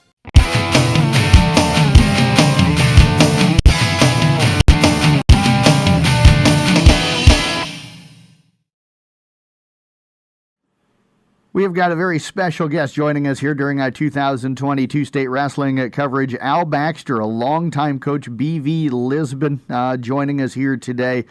Coach, appreciate your time. How's life treating you right now? Well, I'll tell you, things are going very well. As a matter of fact, it's supposed to get up to 67 degrees here today. So I know it's a little cold in most parts of Iowa, but this will be the warmest day we've had for quite a while. But it usually, here the last few weeks, has been in the 30s and 40s and 50s. But anyway, things are going well. You deserve that. You spent enough years on that iceberg we called Storm Lake coming off there that we've all kind of paid our dues on that one. Yeah, there were some cold days up there in Storm Lake, but I love Storm Lake, and I love Iowa, and I love the people in Iowa. Well, we love you, Coach, and we're going to start with going back to your early days. You wrestled under one of the legends there in Coach Dara, and there'll be a lot of people who don't understand Morning Sun, but built the powerhouse there, and then he moved on to Dowling. But talk about your early days with Coach Dara. Well, Coach Dara came to Morning Sun, I think it was around 1958 or 59, and most people know this, but maybe some don't, that Coach Dara never had a chance to wrestle in high school. He came from Sheraton, went to Sheraton High School, and at that time they didn't have wrestling, I guess. And anyway, he coached basketball. He coached all the sports at Morning Sun, a small high school, 110 kids, freshmen through seniors at that time. And he was a basketball coach, football coach, track, baseball, drove the bus, taught the phys ed, taught history, monitored study halls. He did it all. And he really set an example for us young guys to look up to, how hard he worked and so forth. And, of course, he had an unmeasurable amount of pride and motivation. He's one of the best motivators I've ever been around in my life. And I'd say him and Dan Gable would be very equal. But anyway... well, and the people don't understand, you can call both of them your friends. Yes. Yeah, you bet. And I tell you, Coach Dara, I think it was about the third year that Coach Dara was at Morning Sun, decided to start a wrestling program. And so I was a freshman at the time. But anyway, not knowing any wrestling or anything else, he was a Golden Gloves boxing champion. I know Coach Dara was. And we started from scratch. We bought some old mats that, oh my gosh, we got so many mat burns and so forth on those mats, and took an old locker room and took the lockers down and put these mats in there, and that's how we started. But he was at Morning Sun, I believe, 9 years, and coached wrestling 6 or 7 of those years. 6 years, I believe, before he left and went to Urbandale for 2 years. Then he went to Dowling. And but I'll tell you, at Morning Sun in those 6 years, he was there 1 or 2 years after I left. Graduated in 1965 and went to Morningside College, and he was there another year or two. but I think he only lost 3 dual meets. And we used to wrestle like Burlington, Iowa. Some of the big, we were the smallest by far school that we wrestled. And anyway, that's how we got started. And of course, he coached me in football, wrestling, track, and baseball. And I just thought the world of Coach Dara. I probably never would have went to college if it wasn't for him. I was the only one in my family who ever went to college. And of course, we went 365 miles to Sioux City from Morning Sun. Morning Sun clear down the southeast corner of the state, down by Burlington, just north of Burlington, about 25 miles. But anyway, that's. I went to Morningside, played football, wrestled, was married the summer before I went to college to my lovely wife. We'll be married 57 years. We call her Saint. Yeah, right. Saint Vicky. Yeah. I'll tell you, I've been given a few medals in my life, but I'll tell you what, she deserves more medals than what I ever got. Boy, just for being putting up with me. She straightened out a few of us wrestlers too. What's that? She straightened out a few of us wrestlers too. Yeah, right. You didn't mess with Mama Baxter. If Mama Baxter told you to do it, you did it. You betcha. That's the way it is right now too. Whatever she tells me to do, I do. And but anyway, left there, went to Morningside, and after Morningside, I graduated in 4 years, I got a phone. I called up.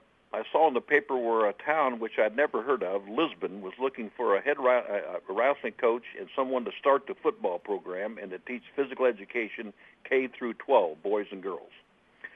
And so I called up Delbert Buttry on the phone, and my college wrestling coach, Arnie Brandt, had visited with him on the phone and told him, probably lied to him about me. And anyway, he lied enough that Delbert Buttry offered me the job right on the phone. I'd never seen the town. I didn't even know where it was at. I had to look it up on a map, and it was only 75 miles north of my hometown of Morning Sun, kind of northwest, I guess. Yeah. And so anyway, after I signed the contract and everything, my wife and I drove over there to visit the town. And the first person, I saw this guy mowing the lawn without his shirt on. It was Glenn Bailey. He was the head of the school board, and he happened to have 4 boys and a daughter, but all 4 boys wrestled for me. And I asked him where Delbert Buttry, the superintendent, lived. He says 2 houses down on the left. And so that was the first time I had ever met face-to-face with Delbert Buttry or ever seen the town of Lisbon. And we started the program there. Well, they had a wrestling program. They only had 8 boys my first year that came out. We didn't have a wrestling room. What they did, they waited till the boys and girls basketball teams were done with practice, like at 6:30 or 7 o'clock, and then they rolled out the mats on the gym floor.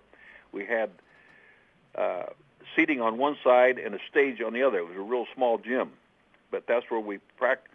That's where they were practicing before. And I told them, I said, well, we got to have a wrestling room. So Don Bowers, the custodian who'd been there forever, I asked him, I said, do you have any room around here that we can use as a wrestling room?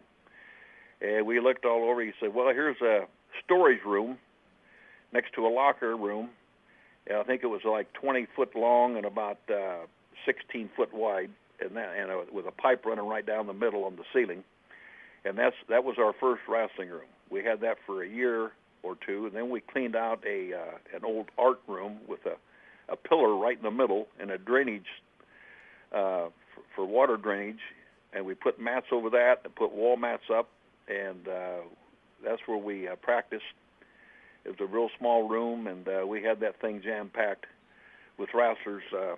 We had 8 boys the first year. No one had ever qualified for the state tournament from Lisbon before I had gotten there.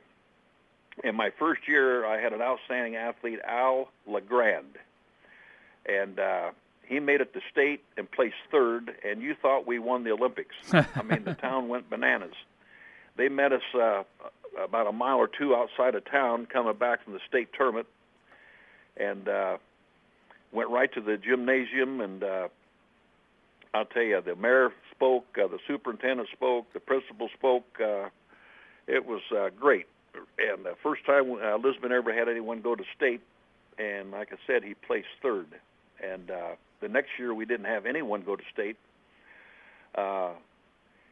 And the third year we won the state. The fourth year we won the state. The fifth year we won the state. The next year, 3 of my guys returning had placed in the state. None of them could wrestle for various reasons. 2 of them, one of them was terribly sick. He was 31-1. Rodman was third in the state the year before. Roger Bailey had placed 5th or 6th in the state, and he joined the Navy. And then Brian Stone King happened to be undefeated, but then he got hurt his knee, and cut his finger real deep. I don't know what he was doing, peeling an apple or something, and cut it right before the districts, and wasn't able to go. So we placed 5th. I believe it was 5th place.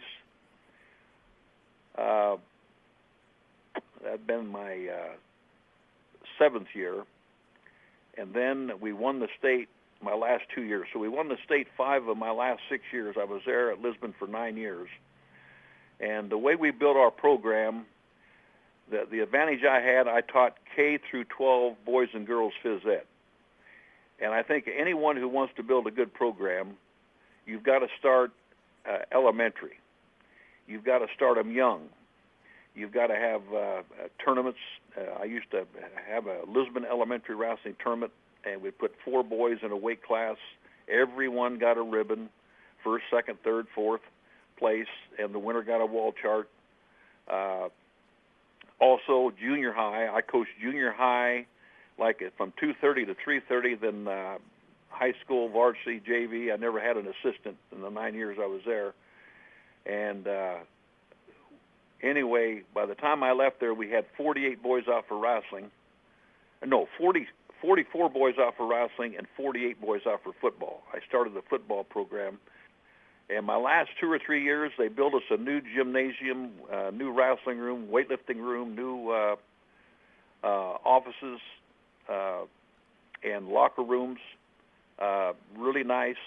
And it was the hardest thing I ever did in my life to leave Lisbon. But that is part 1 with our interview and sit down with Al Baxter, again, the longtime coach at Lisbon and Buena Vista, about how he developed both of those programs. And Lisbon's still a power today, one of the top 2 or 3 teams this year in Class 1A. We'll have our second part of our interview, again, with Al Baxter coming up. We'll talk about a little bit more about Lisbon and his time there and him leaving and heading to Buena Vista and help developing a traditional and great power up at Buena Vista as well. That second part of the interview coming up later on in our state wrestling coverage here and the Carroll Broadcasting Sport Network's YouTube channel. I'm Jeff Blankman reporting.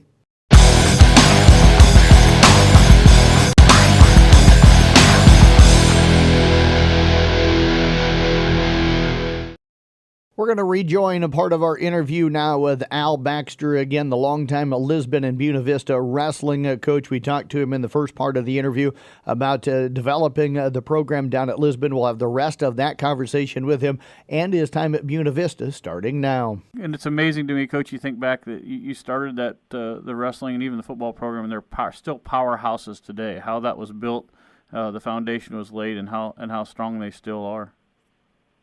Well, I'll tell you what, Lisbon has a lot of pride. They take a lot of pride in their athletics, and,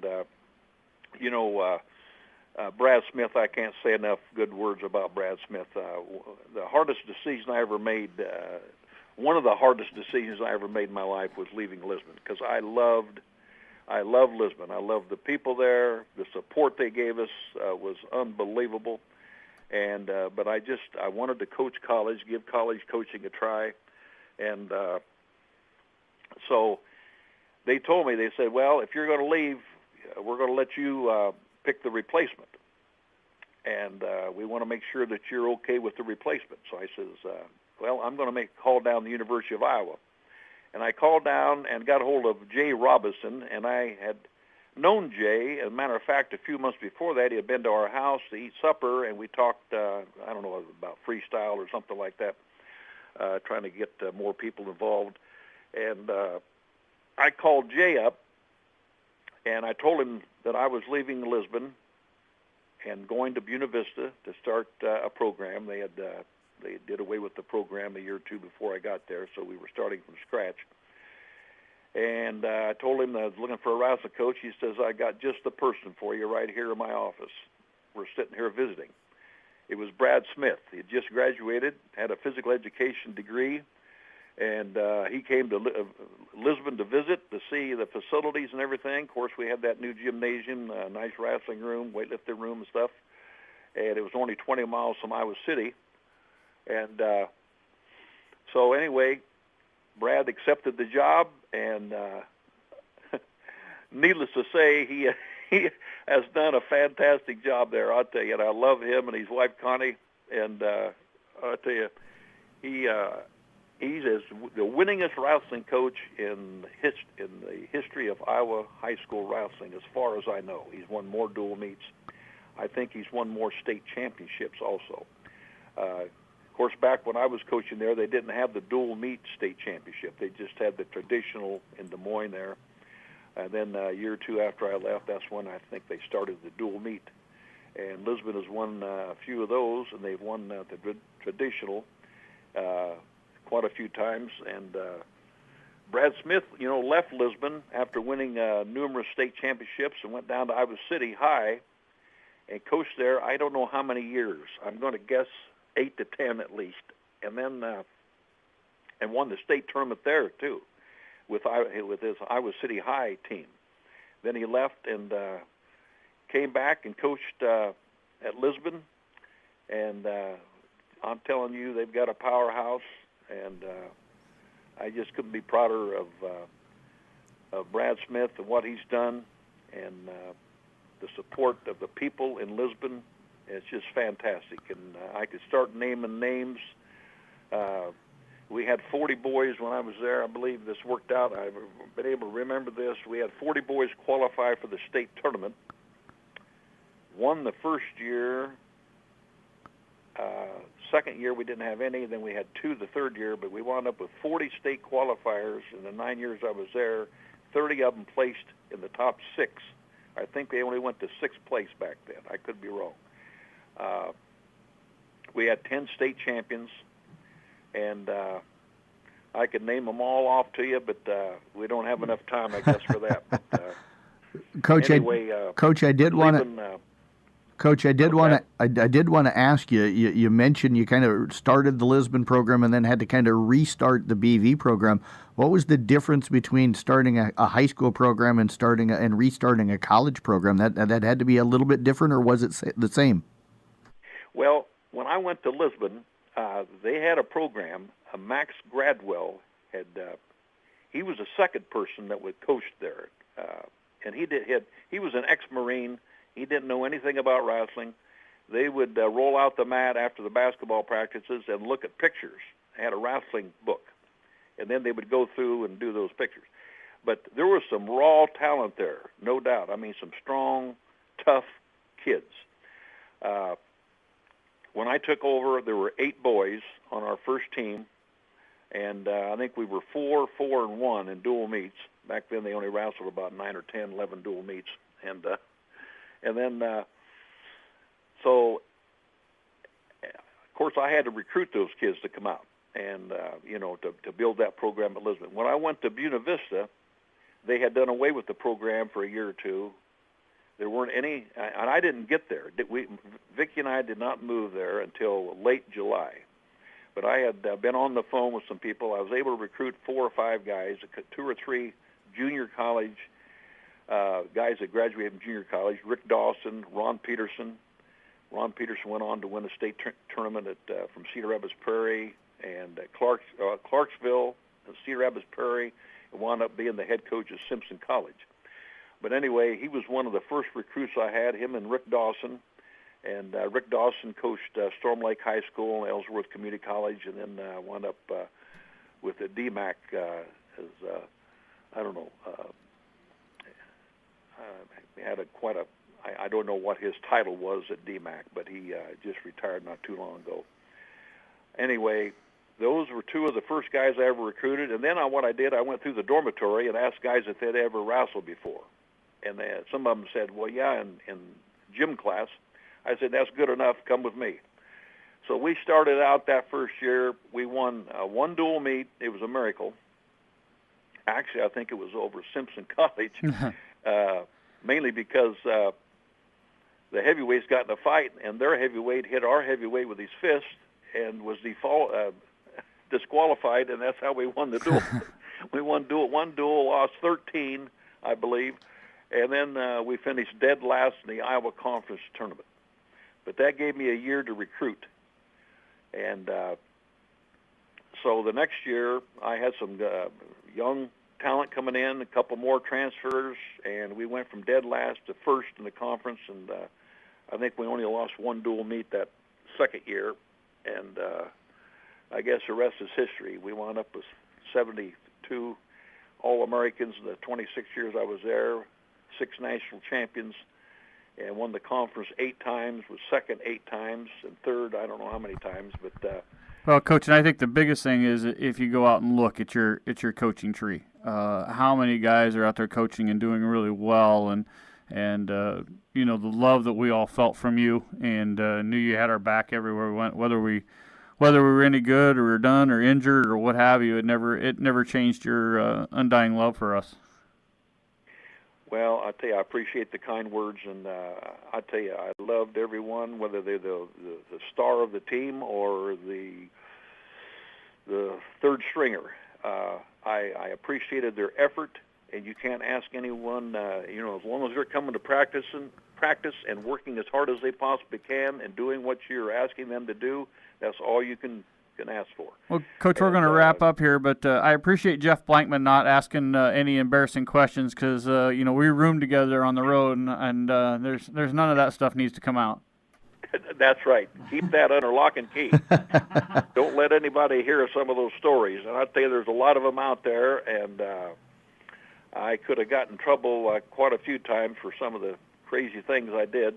And but anyway, I loved the 35 years that I coached, 9 years at Lisbon, 26 years at Buena Vista, and all the guys I coached, and I've got some fantastic memories.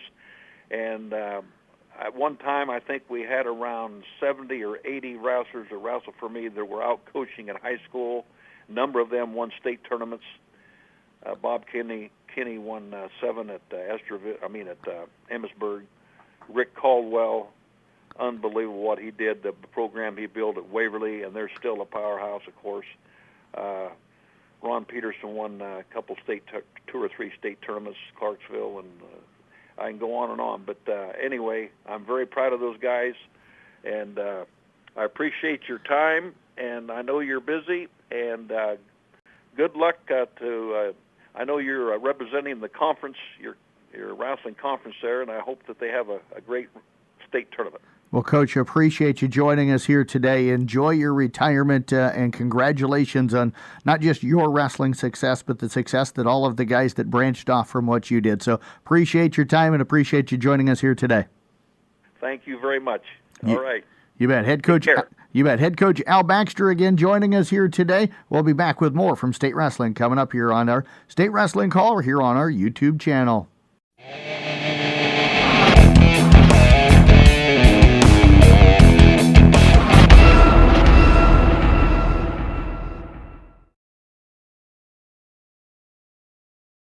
Welcome back here to Wells Fargo Arena. Jeff Honolden, Coach Mr. Kane with me, and that was a great interview from Al Baxter to talk about how he started Lisbon and then went up and started BV, and one of the great guys in our industry.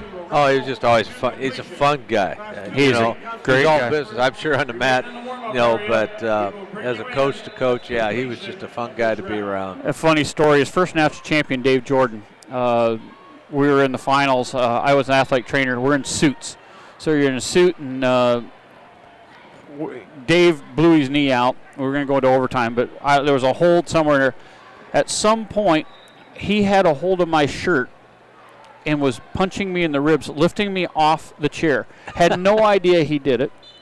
And then somebody had a picture of it. And then later on, when Dave blew out his knee, I was getting set up to tape it between. We were going to overtime. I had that little time in there to get it taped, and I'm reaching down in my kit to get something, and the kid made a shot, and Coach threw his arms out saying no, knocked me over and onto the mat. He hit me so hard.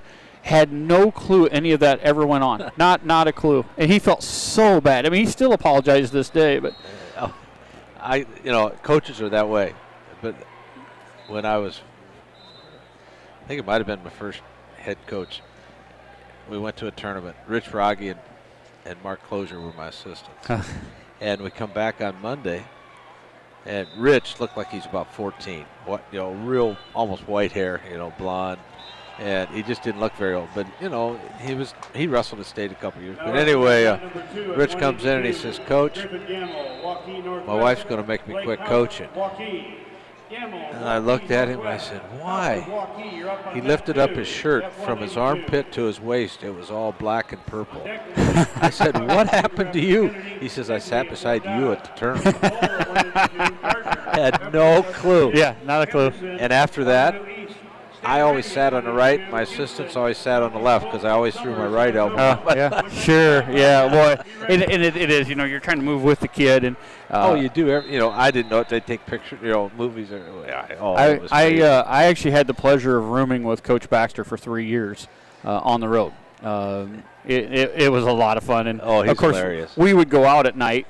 And he would stay down because I was an athletic trainer at the time after I got injured, and I was with the assistant coaches who were my roommates. So he would turn us loose and let us go out, because we usually had friends somewhere where we went. So we'd go out for a few hours, and next morning he'd take a look at us and said, "Boys, you need some Mountain Dew." So had a lot of fun with him, and I even roomed with him when we went down to Florida. So he would take us every year. 2 of the 3 years we went down to Orlando and wrestled, and then he would take us over to Clearwater Beach, and we were told on New Year's Eve the only rule was don't get thrown in jail. That was your rule. And he would do a late practice on New Year's Day. So we're going to take a quick break. We're going to come back. Actually, we're just going to go right to it. So the Al Baxter has a huge coaching tree. If you guys go out there, and he has got so many of former wrestlers that are coaches and doing really well. One of them, though, has done extremely well, and that's Rick Caldwell. He is in the Hall of Fame. He is the mastermind that built Waverly Shell Rock. One of the nicest guys, right in that Al Baxter mode. And Rick is still working with their club, helping them.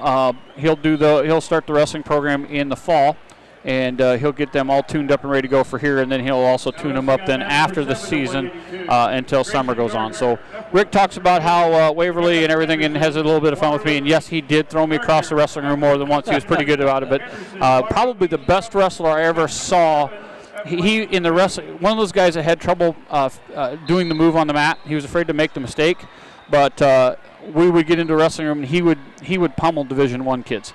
But on the mat, he struggled a little bit. But All-American, Hall of Famer, greatest guy in the world, Rick Caldwell. So here's his interview. Welcome back to our state wrestling coverage down here at Wells Fargo Arena. Jeff Blankman and Jeff Honnold with you here today. We've got a special guest that we're talking to. He was an All-American up at Buena Vista. Spent 12 years coaching at Waverly Shell Rock, building one of the great programs in the state of Iowa. Retired from head coaching back in 2011. He actually got a beat up on Honnold, I think, in college. But Rick Caldwell joining us here today. Famer, Rick Absolutely, Caldwell. Hall of Famer joining us. Coach, appreciate you joining us. Thanks for coming on today. Hey, thanks a lot for having me. I'm looking forward to it. Maybe I should step out here. I got 2 Hall of Famers here. I don't feel worthy to be in this conversation. Rick, I got to mention, Jeff and I are good friends. We kind of pick on each other a lot. You've known Jeff since college. That's just the way I think his life goes. So tell me a good story. I think you probably got a chance to maybe pound on him a little bit in college, maybe? Well, yeah, of course. He was a little younger than me, and I was a little bigger than him. So, he took the brunt of it. I can tell you that. Now, I don't want to go into too many details, but we'll just kind of leave it at that. But now Jeff's a great friend, great supporter of wrestling, and everybody that's listening to this knows that.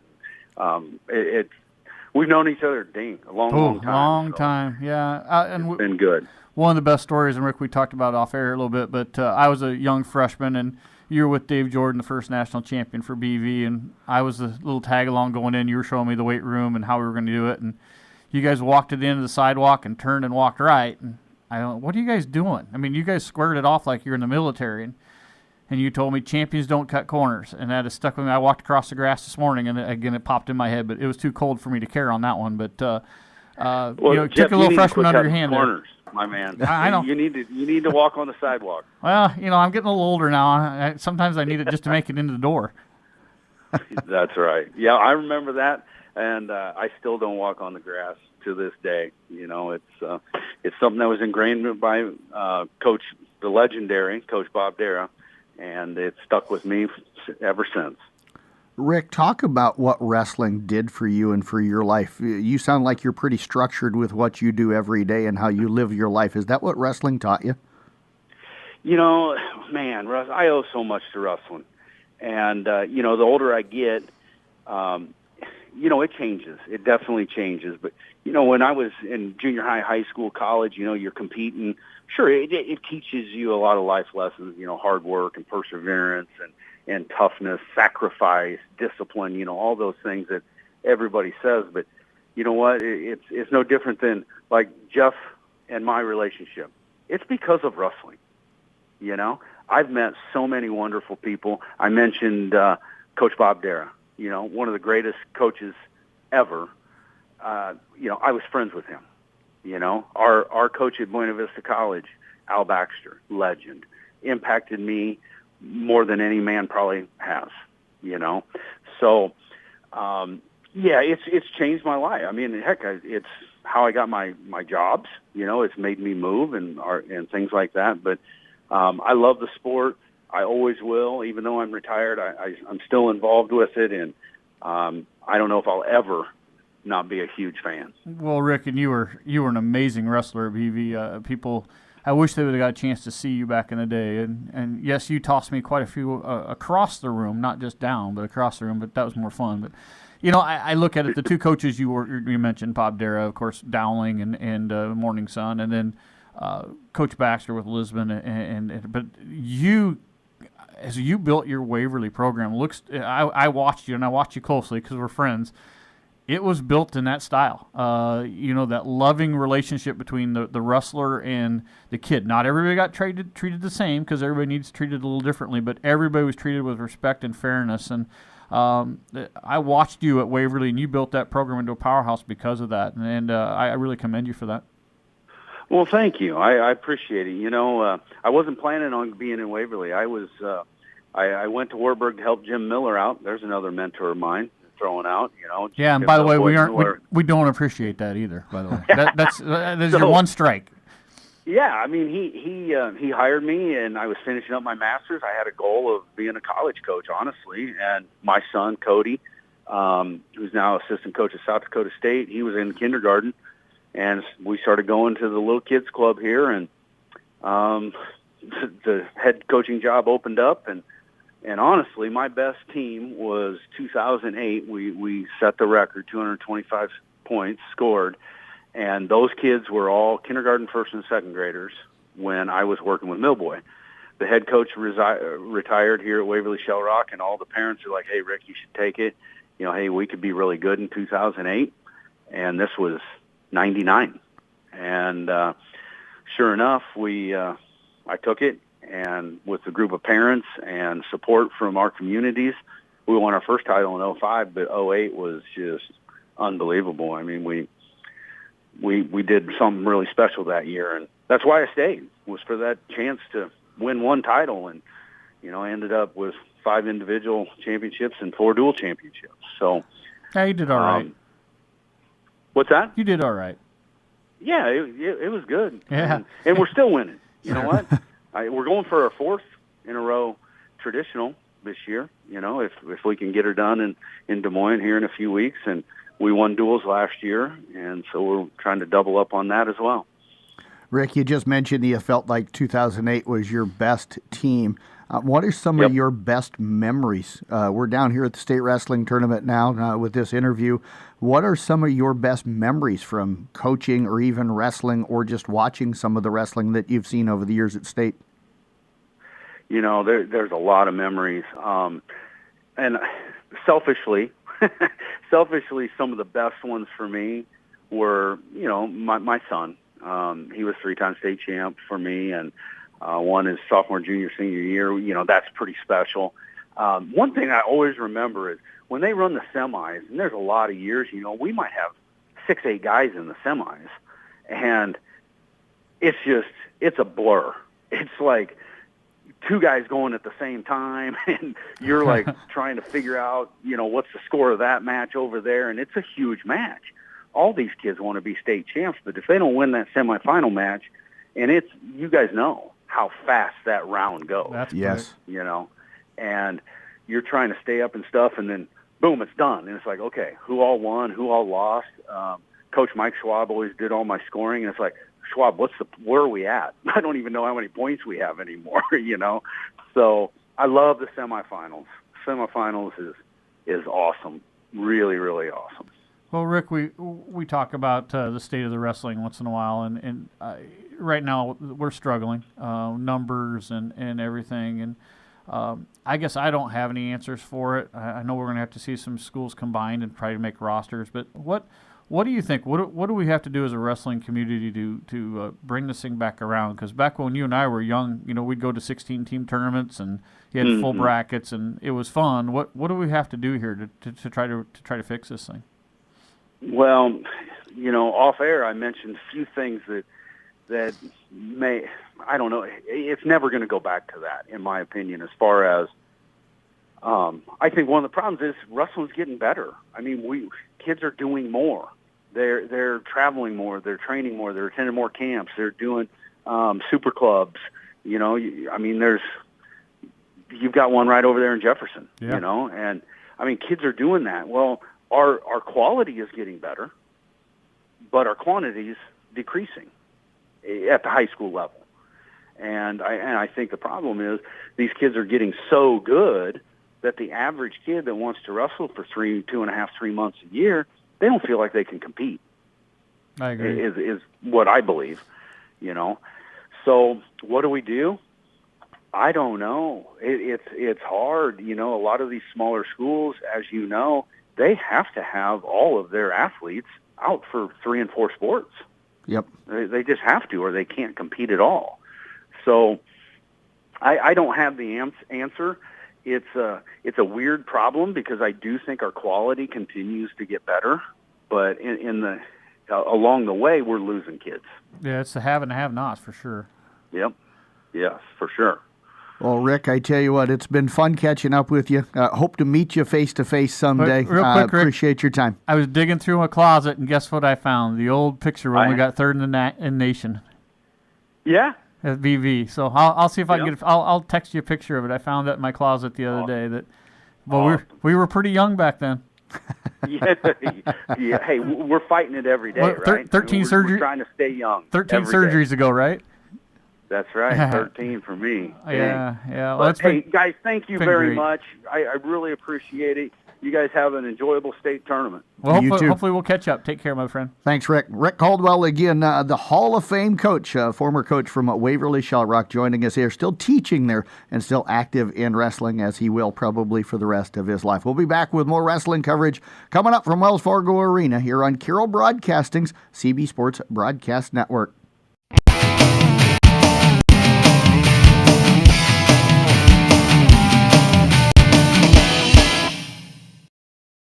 Welcome back to Wells Fargo Arena. Jeff Honnold and Coach Bill Kane with me, and two of the greatest guys I know in wrestling, Coach Al Baxter and Coach Rick Caldwell, all coming out of that Bob Dara tree. And boy, I tell you what, there's another one that one of the best ones that we both got the pleasure of meeting, Coach. Yeah, you know, Bob Dara wrestled in Westmar where I wrestled, so he was always back there for our inter squads and stuff. But yeah, Dara was a great guy. And you know, all these guys, when you get them away from wrestling and you're sitting down and talking to them, they're so funny. Oh, my goodness gracious.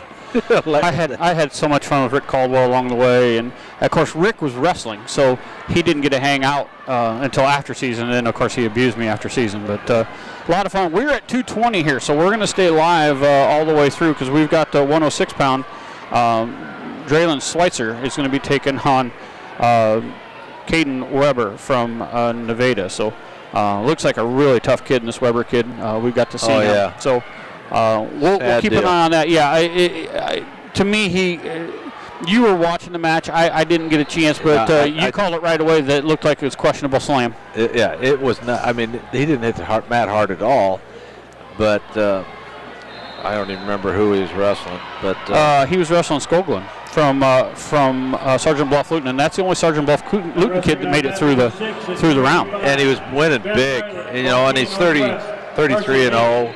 Winning big, and he took the kid down. And, I mean, it was going to be a tech fall or a fall, and all of a sudden the kid from Sergeant Bluff didn't get back up. Nope. Took that tech. And he was sitting there leaning on his arm the whole time, talking to him. And that's the one he's supposed to be hurt. He can't wrestle. We'll see. We'll see if he can come back here and wrestle. But again, it's going to make it tough for Dreylen. It is. It's going to be very tough for Dreylen, and that's too bad. But you know what? You got to win. You got to win. Yeah. You win here, and you're on the podium. So it's a big day. So we'll stay live here. We're about ready to roll back into it, and it's going to go quick. So we got Dreylen Schweitzer at 106. We got Cael Nielsen at 120. And then we'll have Carter Drake at 138. So boom, boom, boom. Coming to you live from the Gatorade broadcast booth, distributed by Pepsi Beverages of Carroll. Gatorade helping athletes fuel, recover, and perform. And we also want to thank Carroll Booster Club. Carroll Booster Club sponsoring our internet for today. So thank you to them to allowing us to broadcast us. Thanks for John Ryan and Tyler monitoring us back in the studio, making sure that our levels are good and that we're running the commercials and things are working. We have, I should take a picture of this and post it sometime. We have an iPad, and then you almost call it a mini iPad. That's what's running things today. We got everything going there, and I got to hit the fat finger buttons and make things work. So really good chance of screwing this up. We've survived so far, Coach. You've done all right. You've done fine. And then we got two touchscreen laptops going. One has the brackets. If I can ever get them to come up, they don't really want to come up for us right now.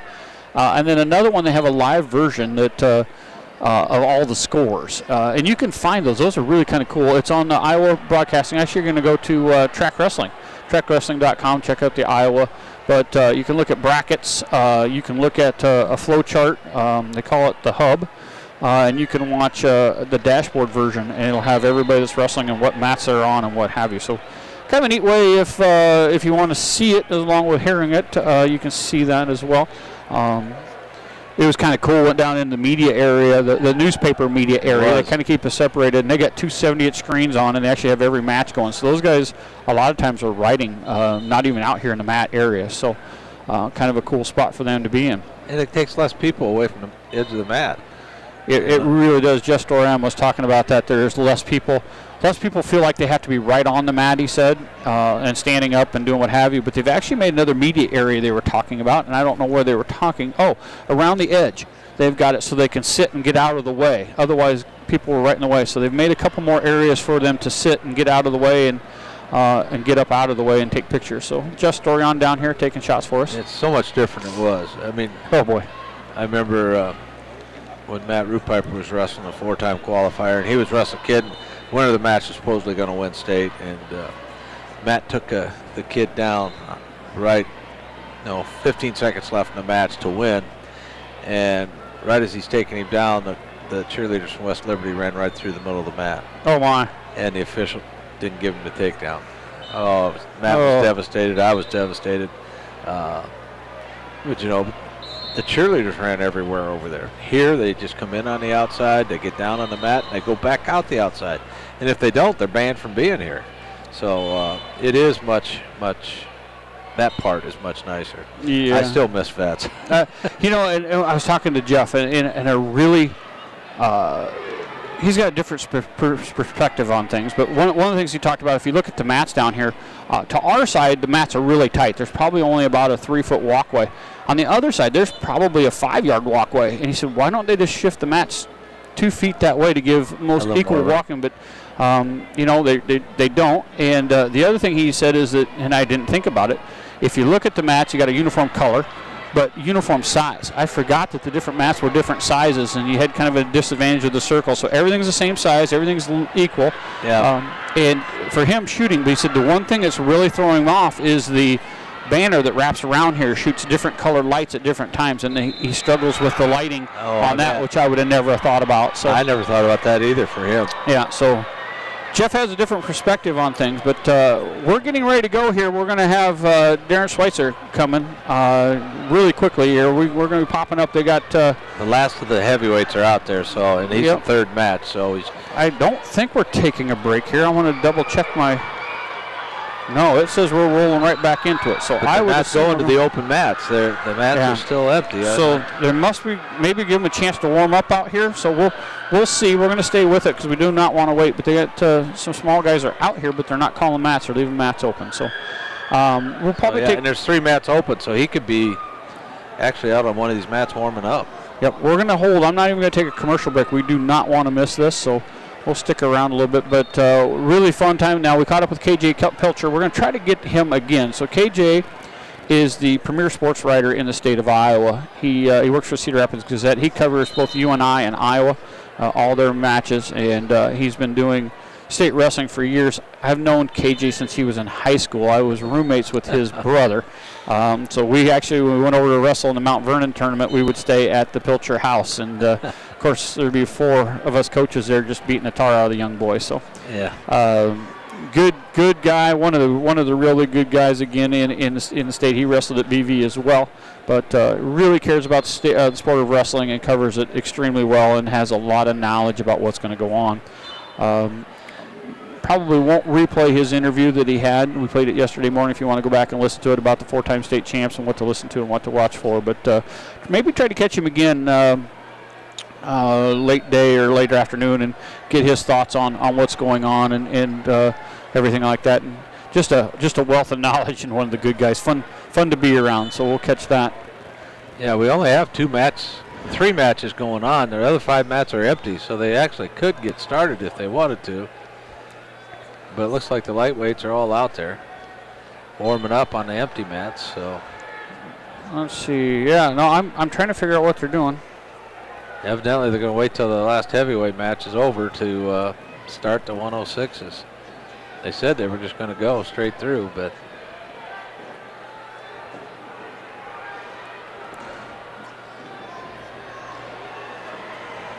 who knows what.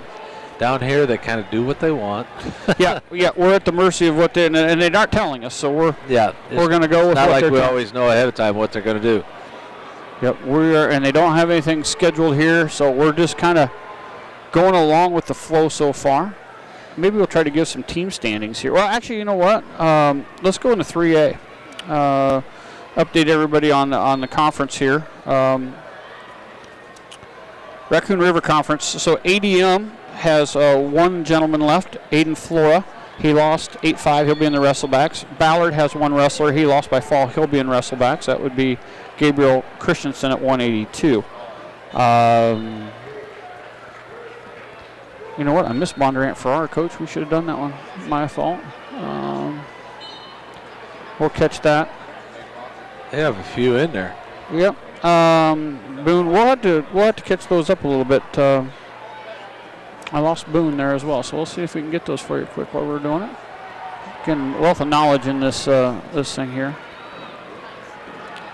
Boone is 3A, that's why. We won't be able to get those, so we'll have to. And same with Bondurant, aren't they? Yep. We'll catch all those here in a little bit. So Greene County will have McKinley Robbins. He'll be in the finals tonight or semifinals tonight. So we'll get those. Ballard, again, lost. Bondurant has their 106-pounder in the wrestlebacks. The 113-pounder, Fisher, won, so he'll be in the semis. Cody Hay at 120 lost by fall, so he'll be in the wrestlebacks. Let's see if we can't get the other Bondurants here going on. Bondurant Farrar at 126. Last heavyweight match just got to take down in overtime, so they're all done. Cody Hay lost by fall, so he'll be in the wrestlebacks for Bondurant. And at 138, he won, so 1-0 over Iowa City. So he is in. He will be in the semifinals for Boone. Catch the results there for Boone. If I can get this off my screen here. And we may end up with 2 wrestlers on because all the 106 and 113s are going to be on, and 120 So if we get a quick fall, we could have somebody on there. And he's in that first match at 120, so. We're ready to begin our Class 2A second round consolations. Here are the matchups. All right. On mat number 1, Emmett Newton of Davis County. Isaac Wilson. Let's see. Boone had the 132-pounder. On mat number 1. On mat number 2, Dylan Heater of Grinnell. 138 it looks like. And Heater, Grinnell, Cirques of Humboldt up on mat number 2. oh, it didn't change. Still got them Bond On mat number 3 at 106, Dreylen Schweitzer of Carroll. Hayden Weber, Nevada. looks like we're getting ready to go. So Schweitzer's up, so we're not going to worry about this. We're going to be on number 3 with Schweitzer. And he's going to have a tough one here. This Weber's the one that got called for a slam. I didn't think it was a slam, but the kid didn't come back up. He was down like 10-0, early in the second period, and he was undefeated. So that was his first loss of the year. He'll be out here in a purple, and Schweitzer's in his orange singlet today. Orange front, half the back is white with tiger in the middle, and then orange on the bottom. So here we go, mat number 3. Shaking hands, blow the whistle, and this kid is quick. I mean, likes to go down on a knee, and then boom, he's just like a cat. There he comes in on the shot, and on the left leg, they're on the edge of the mat and go out. Amari Chavez, South Tama County. Cade Bauer, Sioux Center. In the hole at 120. Kalen Oaks Sudich of Southeast Valley. Schweitzer looks like he's trying to keep a little distance from him. Not a bad plan. This kid is so quick. 26-pounders, be ready.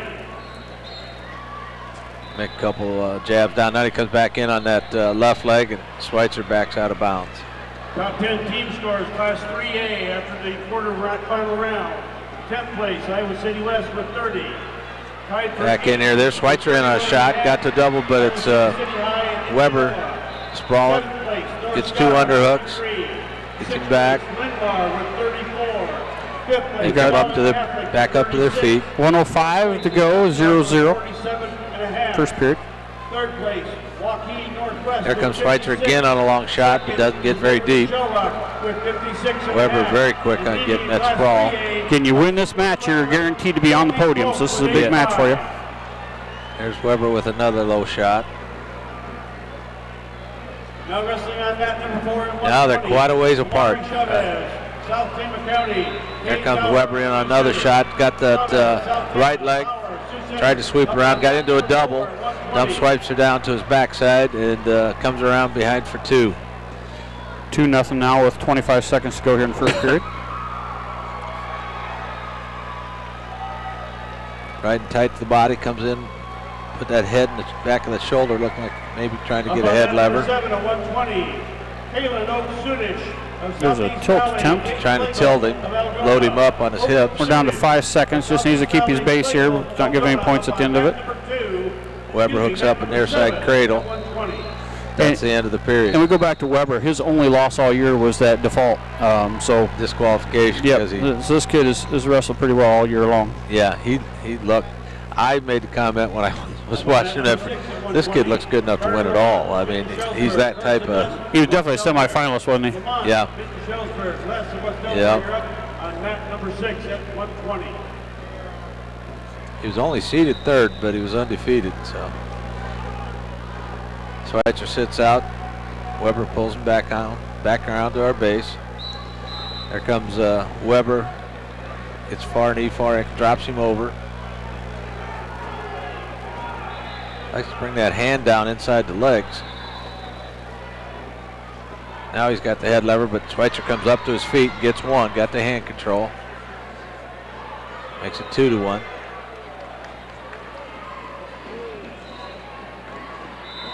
So Schweitzer's looking much, much better than the Sergeant Bluff guy did against him. Yeah, actually he's wrestling really well. He is. There comes Schweitzer, and he hits that shot so deep. Yes. Yesterday he did it, and he went clear under the guy and blew him clear over the top and got the takedown. But this time he got real deep. But still 2-1. Got a minute 5 to go. Weber was able to bring him back up.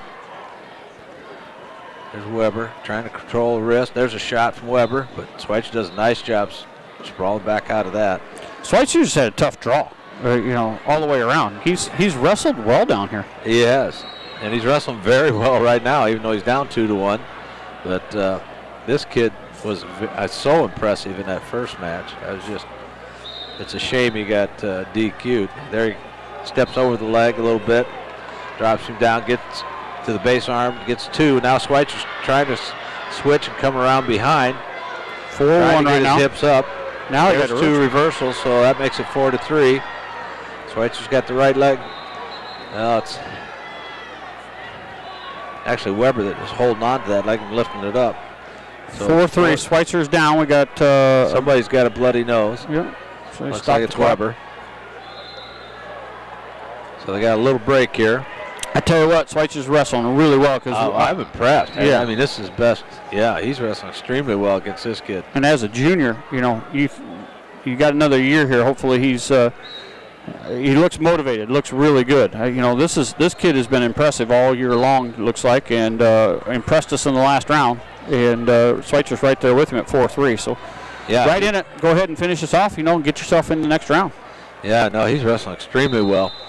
And you don't know what Weber's head's like right now. I mean, he doesn't look like he's down and out. He looks like he's just as tough as he was. But he's not wrestling angry. You thought maybe he'd come back and be angry and take it out on somebody, but yeah, he's wrestling. He's wrestling. He's not fighting. He's looking just as sharp as he did, but not able to score. He's down, tries to come up, gets up to his feet, working on the hands.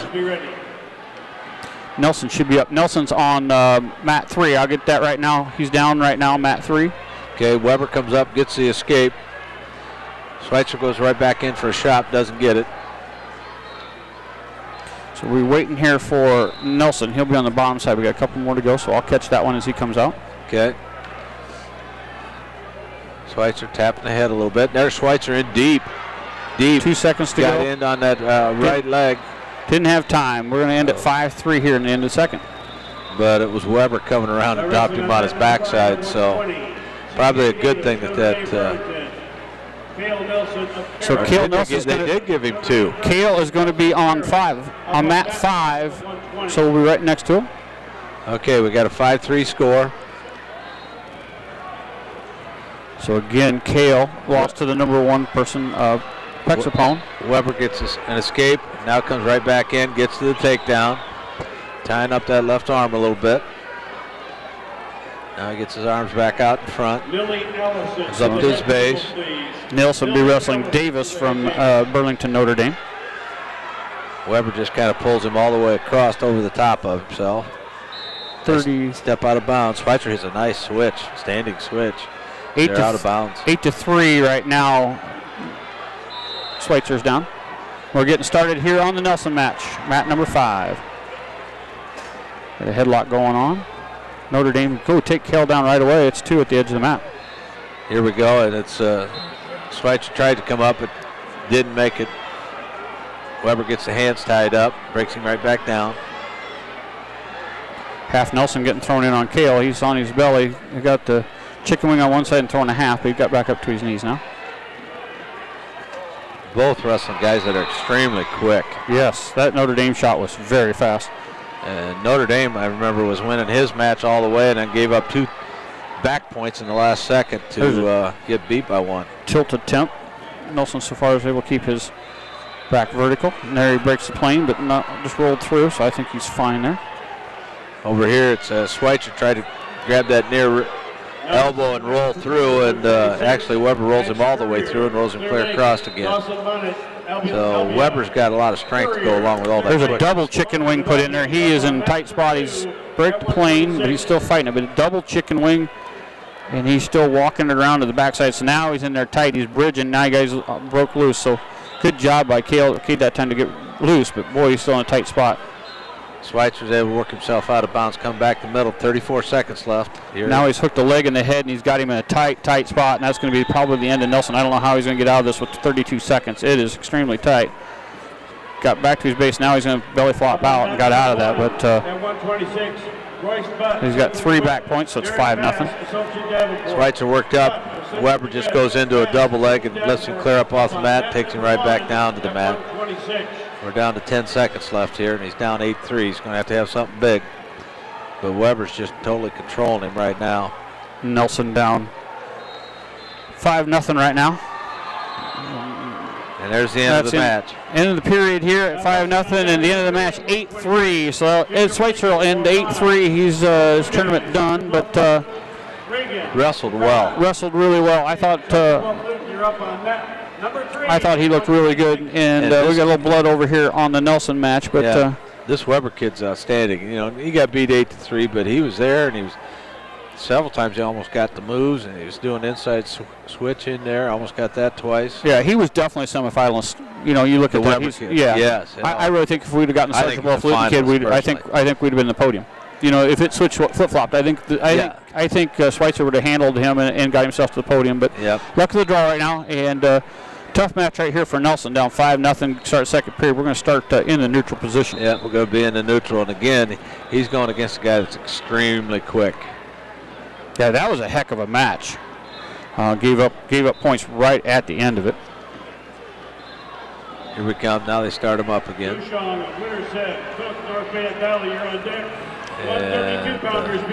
So we got to watch. We're calling 132. So Carter Drake will be coming at 138 pretty quick too. We'll should have probably two of them on the mat at the same time again. Head ties, not much going on here. We're hand fighting. There's a quick shot again by Davis. He's in deep on Nielsen. He's lifting legs, coming out the back door, trying to get around the back side. Nelson's got that right ankle pinned, trying to get a stalemate here. Looks like he's pretty close to getting it. There's not much chance of any improvement, I don't think. Well, now he's going to lift him up, says Davis, and try to spin him, tipping him back down. Now he's got Nielsen on his hip. He's trying to pop his head out. No points. Minute 13 to go here. Still 5-0. There he pops his head out and gets two. Yeah, nice. Yeah, just about had the stalemate, but not able to hold on to that. So minute 4 to go at 7-0. Nelson's trying to keep down on his side, putting a lot of head pressure on that arm, trying to get an arm bar. Not able to do it. Now he chicken wings it. He's going to reach out and try to get an arm bar with the chicken wing and roll him around. He's working up, doing a really good job of keeping those hips down of Nielsen. Nelson's not able to get back to his base at all. Now he's got a half Nielsen on the far side and the chicken wing on the near side.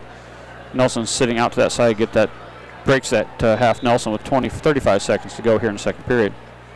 7-0 is our score. Cade's down. He's still got that chicken wing. Got it in there tight. Cael's really working it here, trying to get up to his base. 20 seconds to go. He's got that chicken wing in deep. He's just been working that side of. Now he's going to try to jump over and pull him, suck him back into him with that chicken wing. Cael's doing a good job of keeping those hips down and not allowing himself to get rolled over. 8 seconds to go, so hopefully he's going to not give up any more points here. 3-2. Oh, he gets up. I don't think he's going to get to escape here, but he's not going to give him back points either. So 7-0 going into period number 3, and Cael's going to have to get something going here. Just not a whole lot going on offensively. Yeah, Cael came up on his knees, and he just caught him with that arm and swung him all the way around. You're going to take neutral. I think that's the only option he has. I don't think he's going to be able to turn him. He just definitely doesn't want to go underneath. And there's a shot by Davis. Cael counters. Tried to tilt him. Now he's trying to catch him in a throw, and he gets thrown himself. So Davis catches Cael in a throw right on the edge of the mat. That just has one shoulder in on the line. That's 3 there as well. So 5-point move, and he's got Cael in a tight spot with 1:20 to go. Came with that nice lateral. Yeah, Cael tried to throw one and got caught in it. It was one of those kind of back and forth. Yeah. So they're watching for the pin here with 1:20 to go. He's got a long way to go. He's got his shoulders trying to roll out of it, but that shoulder's in there tight. Not real close to getting pinned yet. They don't have a lot of pressure on it. Now he's going to grab the head and turn the chin towards him. So Davis putting a lot of pressure on Cael. Cael's just trying to survive it here and not get pinned at 1:04.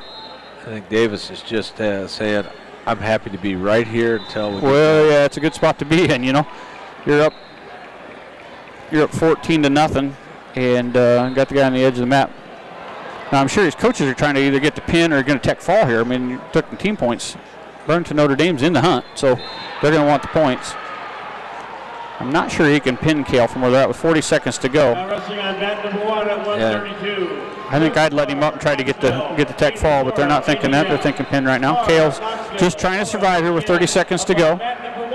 both wrestlers are just kind of content where they're at. Cael saying, I don't want to get pinned. Yep. He doesn't have a lot of options. He's right on the edge of it. He would think maybe try to kick himself out, but he's got to get his whole body, got to get everything out. Not like the old days where he just had to get your shoulders out. So he's in there tight. 10 seconds to go. Cael just has to survive. He's no real attempt here. And they're right by the Burlington coaches. I can't believe they didn't do the math to try to get more team points, but that's going to do it. So Cael's going to fall 9-0. Or 12. Up 12-0. 12-0. But both these guys ran into some tough competition on this second match. Absolutely. So that's going to leave us with Carter Drake here at 138. Again, thank you to the Carroll Booster Club for sponsoring the internet so we can broadcast today. And also you're listening live from the Gatorade broadcast booth, distributed by Pepsi Beverages in Carroll. We're up. We are up. Carter Drake is up. I don't see him, though. Where are we at? Coming to mat 5, just where Cael got done. All right, that's good. We don't have to. Kid from Heelan. Don't have to change. Story on just moves from the other side and gets more pictures. So I see him down there by the scorer's table.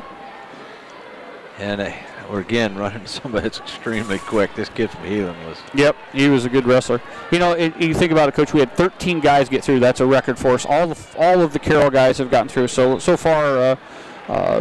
You know, we've lost 2 of them. You know, their seasons are going to come to an end. But great seasons, and both of these young men. Cael Nelson, just a sophomore, so you think we have a couple more years of him being down here, and Schweitzer as a junior, we sure think he'll be back as well. So great seasons, and we're going to go with Carter Drake here. Well. Yep. Carter Drake, our senior here, so we'll see what he can do. Heelan's staying in our hotel. So Carter being aggressive. Heelan down on a knee. Keep himself low. Now comes up. Both controlling hands. Heelan into a 2-on-1. Russian tie. Carter pushing away. There comes Heelan across the far side. He used that quickness. Got into the double legs. Got Drake on his butt. But he still doesn't have a takedown. Trying to come around. Drake's got hanging on that backside. Now he gets back to his base. Now it's Heelan lifting him up, dropping him back down on his butt again, but switch attempt. Heelan steps across. He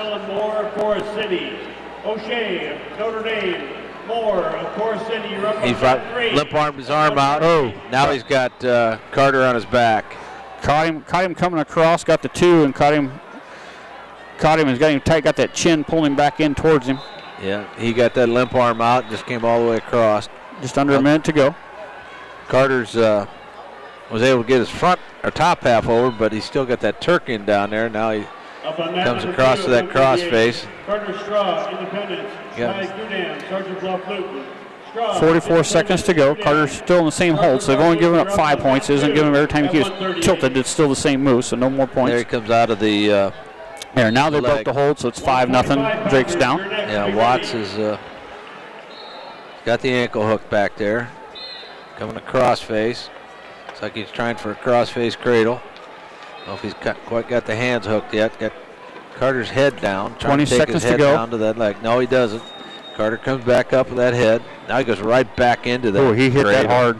Hit it hard. 10 seconds to go. See if he can keep sprawled out and not give up any more points. Carter's able to stretch out, break the hand. Now 4 seconds. Nope, gave up points. Yep. Here comes some back points. He just kept going after that cradle, and there's the end of the period.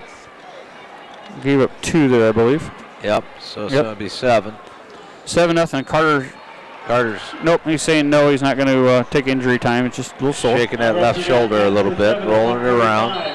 So going into the second period, Carter Drake's down 7-0. He's going to choose the down position, try to get out and get some points. And unfortunately, we've run into 3 extremely quick individuals. Yeah, they're fast, and then they're really good riders as well. And Watts was 36-6 as a sophomore, so this kid's a good Carter wrestler. got up to his feet, but Watts picks him up, drops him right back down to the mat. Nice mat return. Now he's got Carter's hips down. Looks like he's trying to hook up a chicken wing. Carter with his tripods up. Now up to his feet. And Watts drives him out of bounds. Minute 36 left here in the second period. So Carter will be back down. Carter Drake from Carroll down 7-0. Thank you to Carroll Booster Clubs for the internet. Watts comes in on that right side. Usually wrestlers go on the left. Carter reaches back and hooks up that leg, but Watson's lifting Carter's leg up, so not gaining a whole lot here. Now he's got a good cross face. Got that Turk in again, and he's able to cross facing back across. Got that leg lifted up pretty high with that Turk. Watching for the pin. The shoulder looks plenty high, so I don't think that's an issue, but that's going to be 3 more back points. There's 3 more back points. Lets him come back to his base, but he's still got that leg in. There he comes with that Turk again. Yeah, they're not offering any points because he didn't break the hold completely. Oh, he did break it. Wow, they're giving more back points. I disagree with that, but okay. Larissa Chun, new women's wrestling coach at the University of Iowa.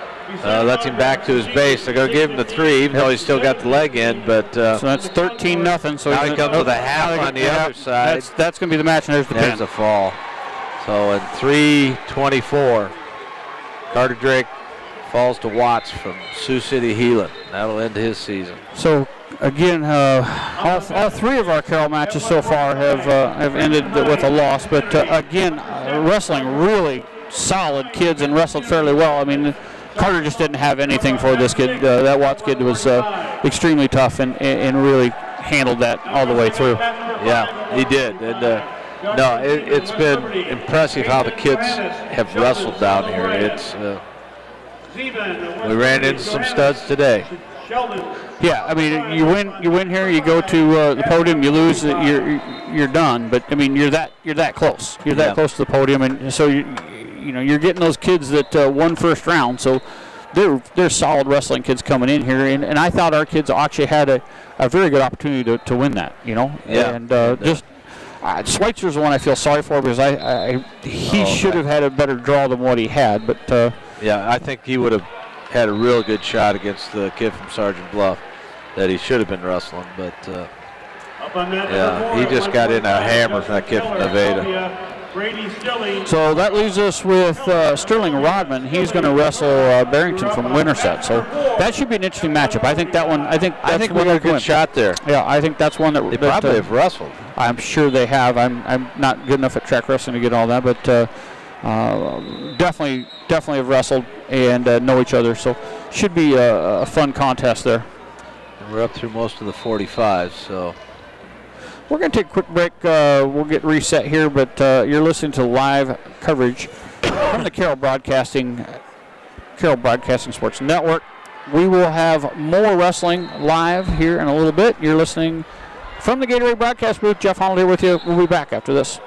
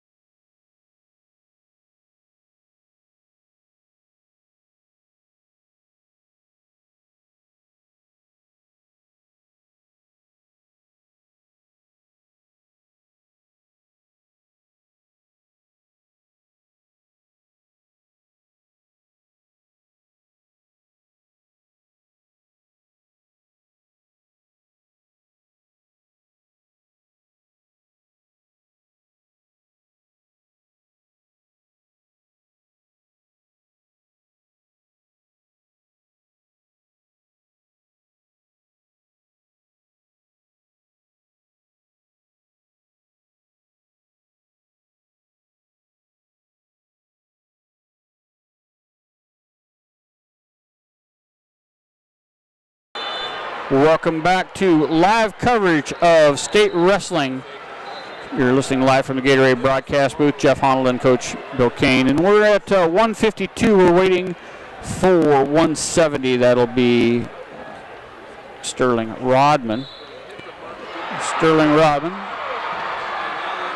So they just gave a point late in the match here to win, didn't they? 4-3. They gave them after the third period ended. Yeah. The two officials got together and decided to give the takedown. Sergeant Bluff Luton wins by 1. And they had a bad day. They only got one guy through, and that was by default. So tough loss on that one. But that Sergeant Bluff Luton, we've got one on the medal stand now. So we're waiting for Sterling Rodman to come up here. You're up on mat 7. You're listening to coverage. Thank you to the Carroll Booster Club. Carroll Booster Club sponsoring our internet on this one, so thank you to the Booster Club. Go check them out. They're doing some really good things for the kids. We'll have the next session up. We'll take a break here, but the next session is at 2:30. 2:30 today we have the next session. That'll be the 1A quarterfinals, so we'll have quite a few of our area schools in that, Kuemper and South Central, Audubon, and we got everybody alive in that side of it. Yeah, all 4 schools have people in there. We've got 3 of them at 220. You got Cael Wanninger there, and you have Nielsen from Audubon, and you have Soard, all in that 220 mark in the semis, or trying to get in the semis or in the quarters, and then we have Parkis from Kuemper. 52, and then we have Veit from Veit. Yep, all in the semis. So we got some guys all trying to get in the semis from the quarters, and we'll have the 2A semifinals and third round consolations. So if Rodman would win, he would be in there, and then they'll come back and they'll do the 1A second round consolations. So we definitely know we're going to have one in the consolations and one in the semifinals, as Cael Wanninger and Soard from South Central Calhoun will wrestle each other in sectionals and in districts. So one of those guys are going to go into the semifinals, and one of them are going to go on the backside and try to wrestle back for placing. But we know we have one at least in the semifinals on that side. Yeah. And Nelson's on the top side of the bracket, so depending on how he does, we may end up having local guys in the finals possibly. Could be. So we're at 152, waiting, or actually we're at 160 now, waiting for us to get to 170. Again, thank you to all of our sponsors. Without you, we wouldn't be down here. It's expensive to be down here, and that's not just our expenses. They have to pay to broadcast.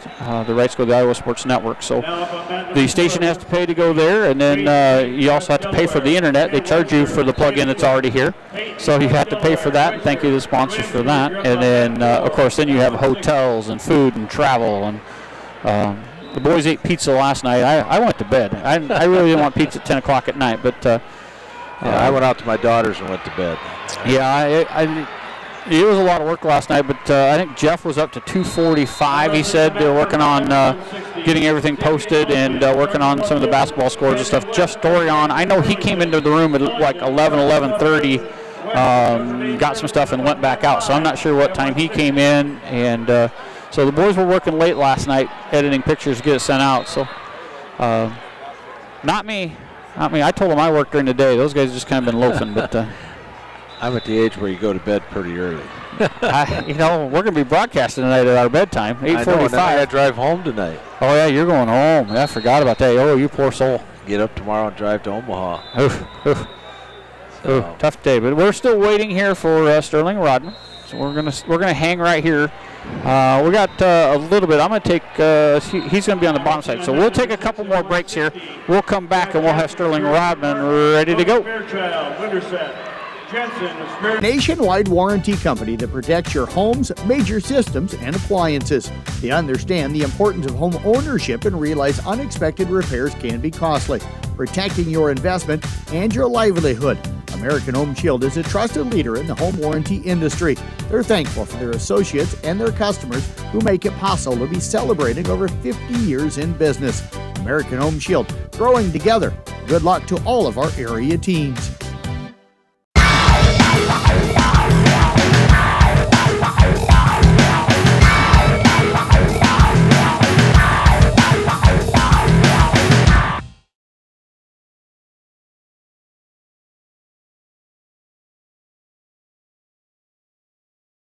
Your home for family fun and entertainment is Audubon Recreation Center. There's an endless array of activities for fitness and to have fun. Take a swing in the batting cage, shoot some hoops, or seek a perfect game on one of our 8 state-of-the-art bowling lanes. With a walking track, racquetball court, soft play area, arcade, and a variety of fitness classes, there's something for everyone. Enjoy trivia nights, karaoke, and even live music. With a full restaurant and bar and activities for all ages, your family is guaranteed to have a great time. Audubon Recreation Center, just south of Albert the Bull in Audubon.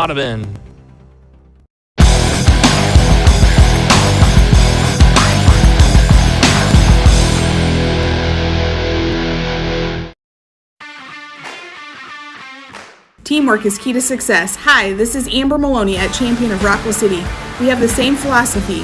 We have an amazing team of technicians, sales, and customer specialists to help you. If you're looking for a vehicle, all of our prices are clearly marked. It's no hassle pricing. In service, you get honest answers and no games, where winning service is what you can expect. We are located off the square in Rockwell City, or visit us on the web. Champion, your Chrysler, Dodge, Jeep, and Ram dealer, where everybody wins.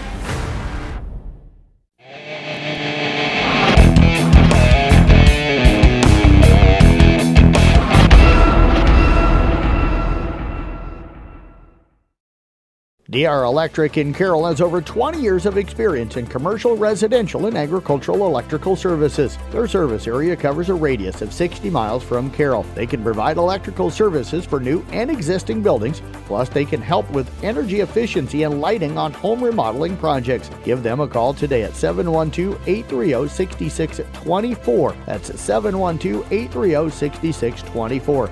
DR Electric is your one-stop shop for all your electrical needs.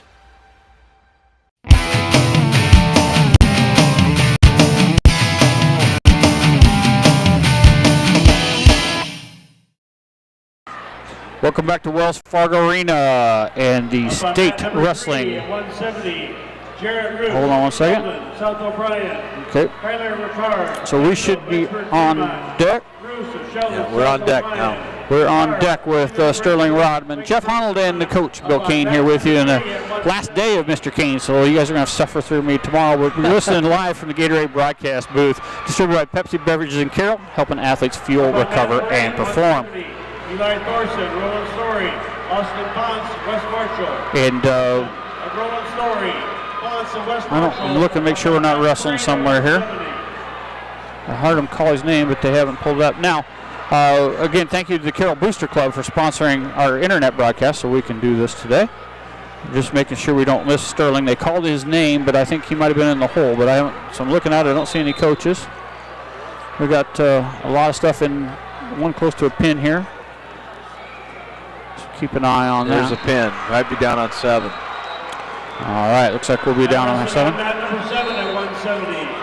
Sterling Rodman. There we go. Carroll, Brady Berger.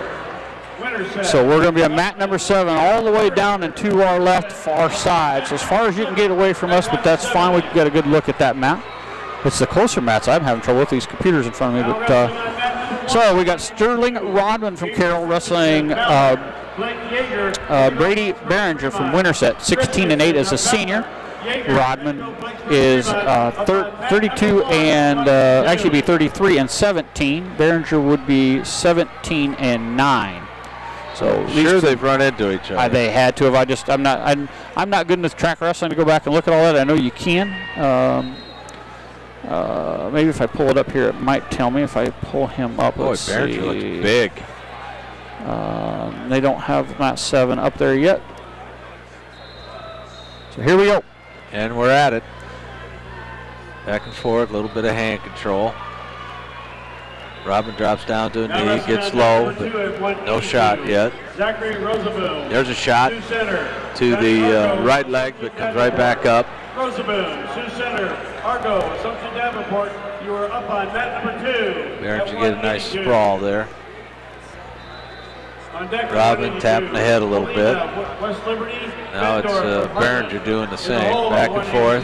There comes a drag by, gets that leg, gets the other leg, takes him, drops him down.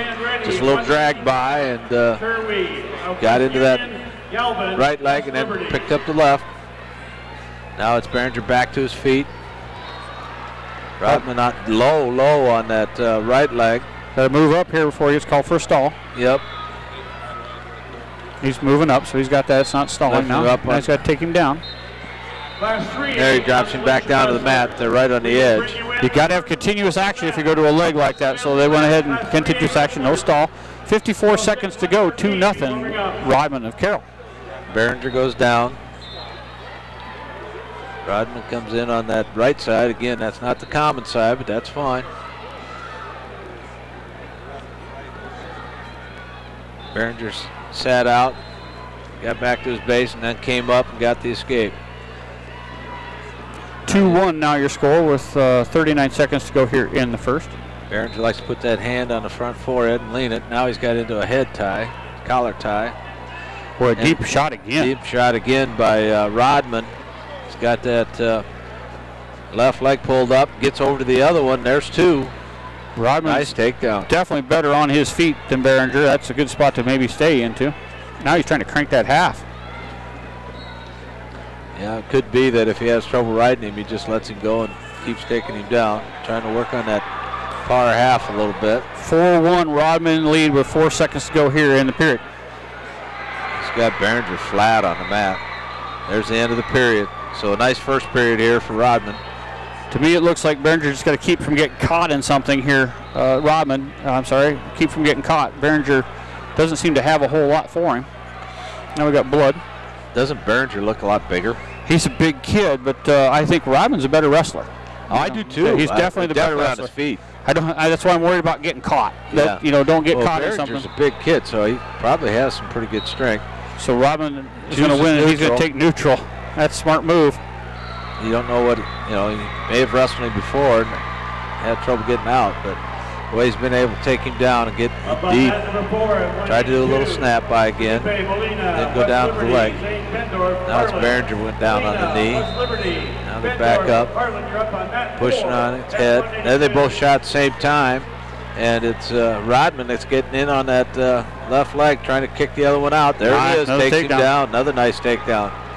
So Rodman just kind of taking control here. 6-1 Sterling Rodman, just hammering away right now.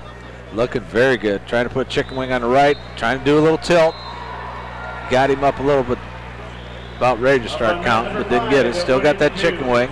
Trying to load him up on his hip, take him to the left. Can't quite get him loaded. 1:05 to go here in the second period. 6-1. Rodman. I took him the other way, but he's got him to his back, but they were out of bounds. Coach is telling him don't do things that are pulling you over your back. You're 6-1. Don't expose your back here. Yeah, you want to make that podium tomorrow night. Now grabs an ankle on the start, lifts it up, takes him back down to his base, or flat. He's way flat. You definitely want to be wrestling tomorrow. Tomorrow's a fun day. That's your placing day. 50 seconds to go here. Now Rodman started with a head lever, trying to bring that back. Gets it barred across the back. Well, now he's got back into the head lever. Now he's going to lift it and try to turn don't be doing that. Rodman up 6-1 here. 33 seconds to go. Berger gets his arms back out in front, but Rodman goes right back after that right arm. In the hole, 195 yields. Got the wrist underneath, coming through the crotch, trying to get to that. Lets that go. He's still working him hard. Yes, he is. 15 seconds to go here. Rodman up 6-1 in the second period. Now Berger finally gets back up to his base. Rodman drives him right back down. Keeps that pressure going great forward. Ride. Down to 5 seconds. He's just going to ride him out here. Still trying to get into that right arm. So I assume the Winterset kid's going to have to take down. I mean, it's the only way you're going to score points, but to me, I think he's probably going to want to be up. He may take up if he's... he is going to take up. He's got to be... They may know something that we don't, Coach. I'm thinking he's probably a turner. I would thought he was going to take up, but, common knowledge usually take down. But, boy, look at that. Right into that underhand tie. Put the leg in. Now he's got both legs in. Yeah, that's what I was afraid of right there. 6-1, Sterling Rodman's ahead, so right now he's got to get out of there. If he can get to neutral, I think he's got this thing won. Yeah. And right back into both legs in. He had one out, one in, then he put them both back in. Yeah, that's not where we want to be. Both legs are in, and he's working the top side, but the good news is Sterling right now has got his belly down, so not turning. 6-1. Minute 30 to go. This afternoon, session 5 will begin at 2:30.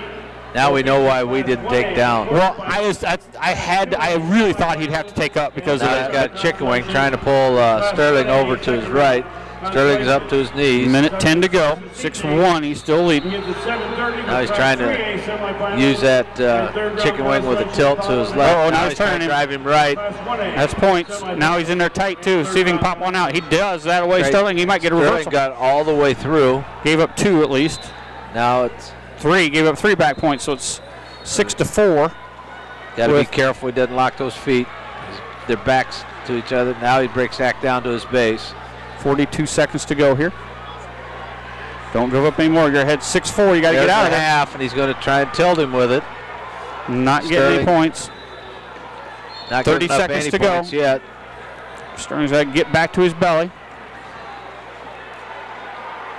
Still got 6-4. Not giving any points. He got back to his stomach. There comes that half again. Trying to get to a tilt. 15 seconds. 15 seconds. Sterling keeping that shoulder over. Now he's trying to get back 10 seconds flat to his base. He gets to his base. Best stay right there on his belly. 4 seconds to go. There comes And that's going to do it. He's got it. 6-4. He wins.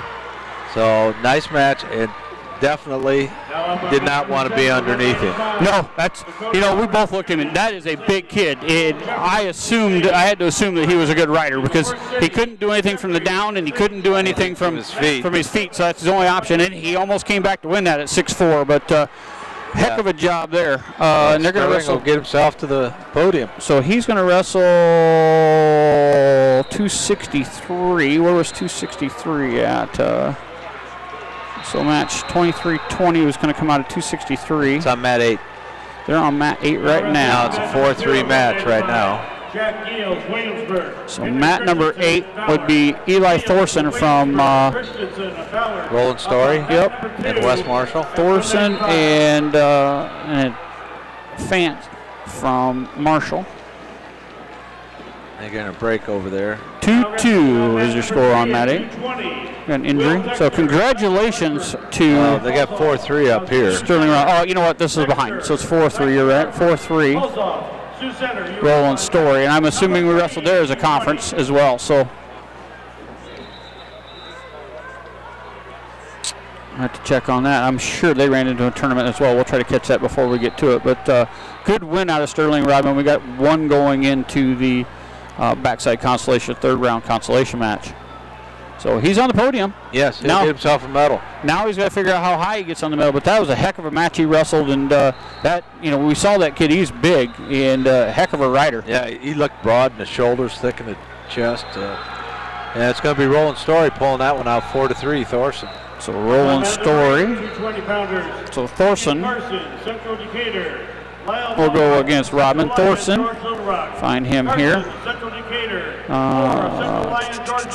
Thorson is 27-5 as a senior. So we'll get that one figured out here for you. We're going to take a quick break. We'll try to get some updates for you, and we'll come back with more live coverage from the Gatorade broadcast booth after this. At Drago SCI, they understand raising a corn crop can be a constant battle. They want to help you fight back. Drago corn heads are built with superior technology to handle the most adverse crop conditions you can encounter, all while saving you more corn. Call 712-999-CORN. That's 712-999-CORN. And ask how their features can help you harvest more with a Drago. Drago SCI, proud sponsor of all area wrestlers.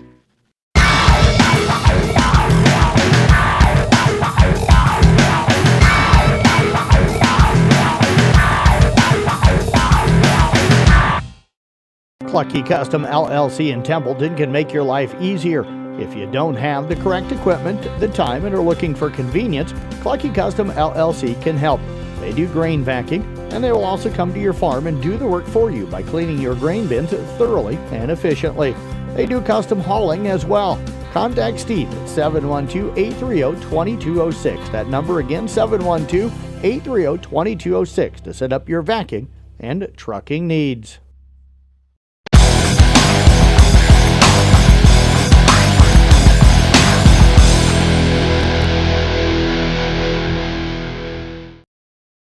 Hi, this is Danny Mackey, and all of us here at Mackey Motors in Lake City are so proud of the South Central Calhoun wrestlers and members of all sports teams at SCC and throughout the region. It's been our pleasure to serve the area with a focus on customer satisfaction for over 50 years. When you buy a new Chevy or Buick, purchase a certified pre-owned vehicle, use the Quick Lube bays, or get service or body work done, know that Mackey Motors is a member of your team every step of the way. Find new roads at Mackey Motors in Lake City, MackeyMotors.com.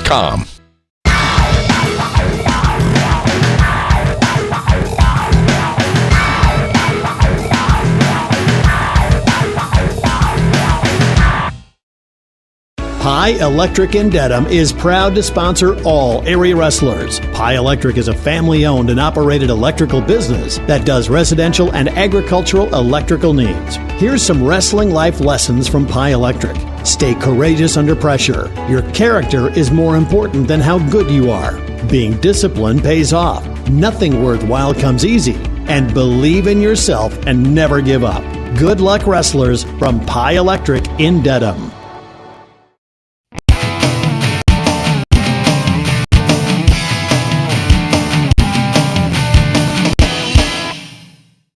RJV Transport and Peterson Logistics in Westside is the area's expert in transportation, distribution, and logistics. With reliable drivers and top-of-the-line equipment, you can count on them to get the job done and get it done right. Not only does RJV Transport haul grain, rock, dry van, and refrigerated freight, they've even earned expertise in truck repair. Check out RJV Transport on Facebook to learn more about their services and employment opportunities, or call Aaron at 515-231-6742 today.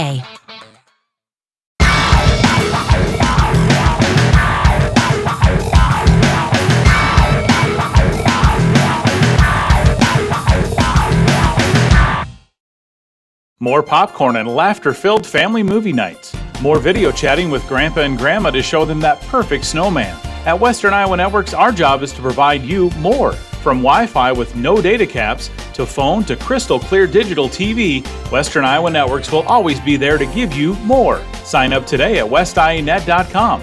Call or text Western Iowa Networks now at 712-775-2946 and save $10 per month on fiber internet and lock in that price for 2 years.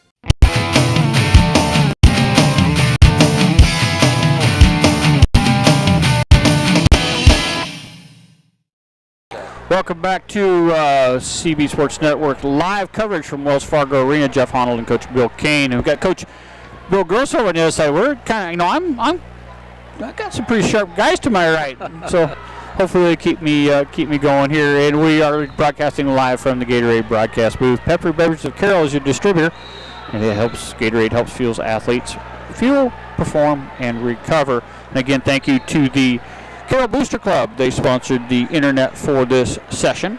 So we'll break down here. Coach, we'll take a little bit of time and talk about what went on. And we'll start at Class 2A 106. And Dreylen Schweitzer really got a bad draw. He pulled up Caden Weber from Nevada, and he was eliminated. He was 36-0, so he's 36-1 coming into there, but lost by injury default. He slammed a kid, so it'll be a legal hold, causing injury. So Skolin from Sergeant Bluff Luton was able to advance, but Weber was definitely the better wrestler there. I question if Skolin was as injured as he was when I was watching him, but hey, that's the rules. You got to be careful when you have a kid in the air. So Schweitzer got Weber, and I tell you what, Weber is definitely a podium kid.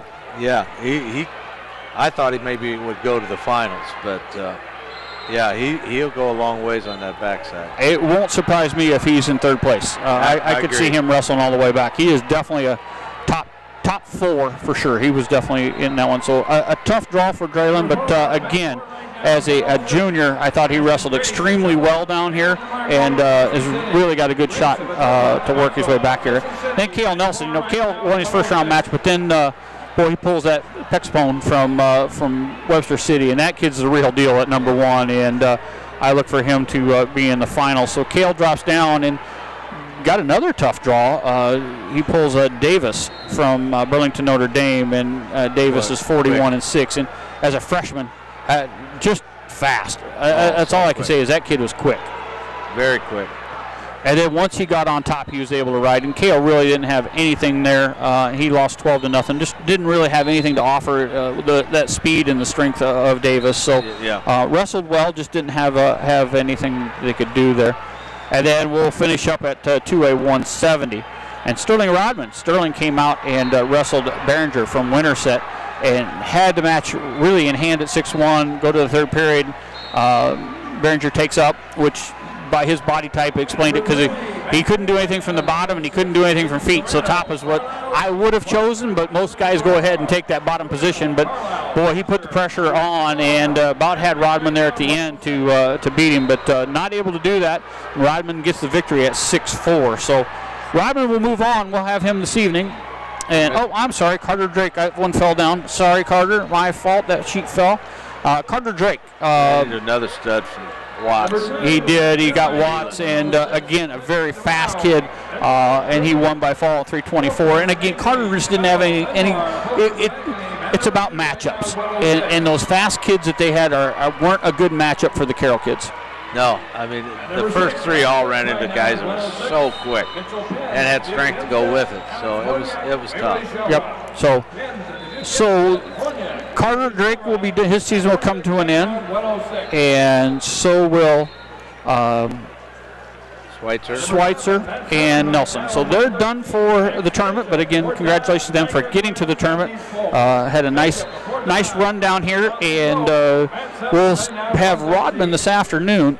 Let me get back here. Class 1A, 2A semifinals and third round Consolations. So he'll be back on at 2:30. So just a short little break for him here. He'll be probably around 3:30, 4 o'clock in that area is when I'm guessing he's going to be back in. 1A quarters first. That'll be we're gonna do an hour and 15. Yep, so we'll have that at 2:30. So that'll go to 3:30, and then they'll start in on the 2A semis and third round Consolations.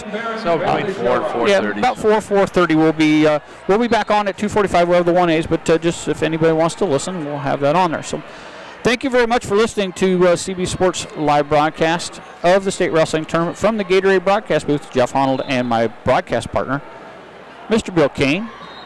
We say goodbye for now.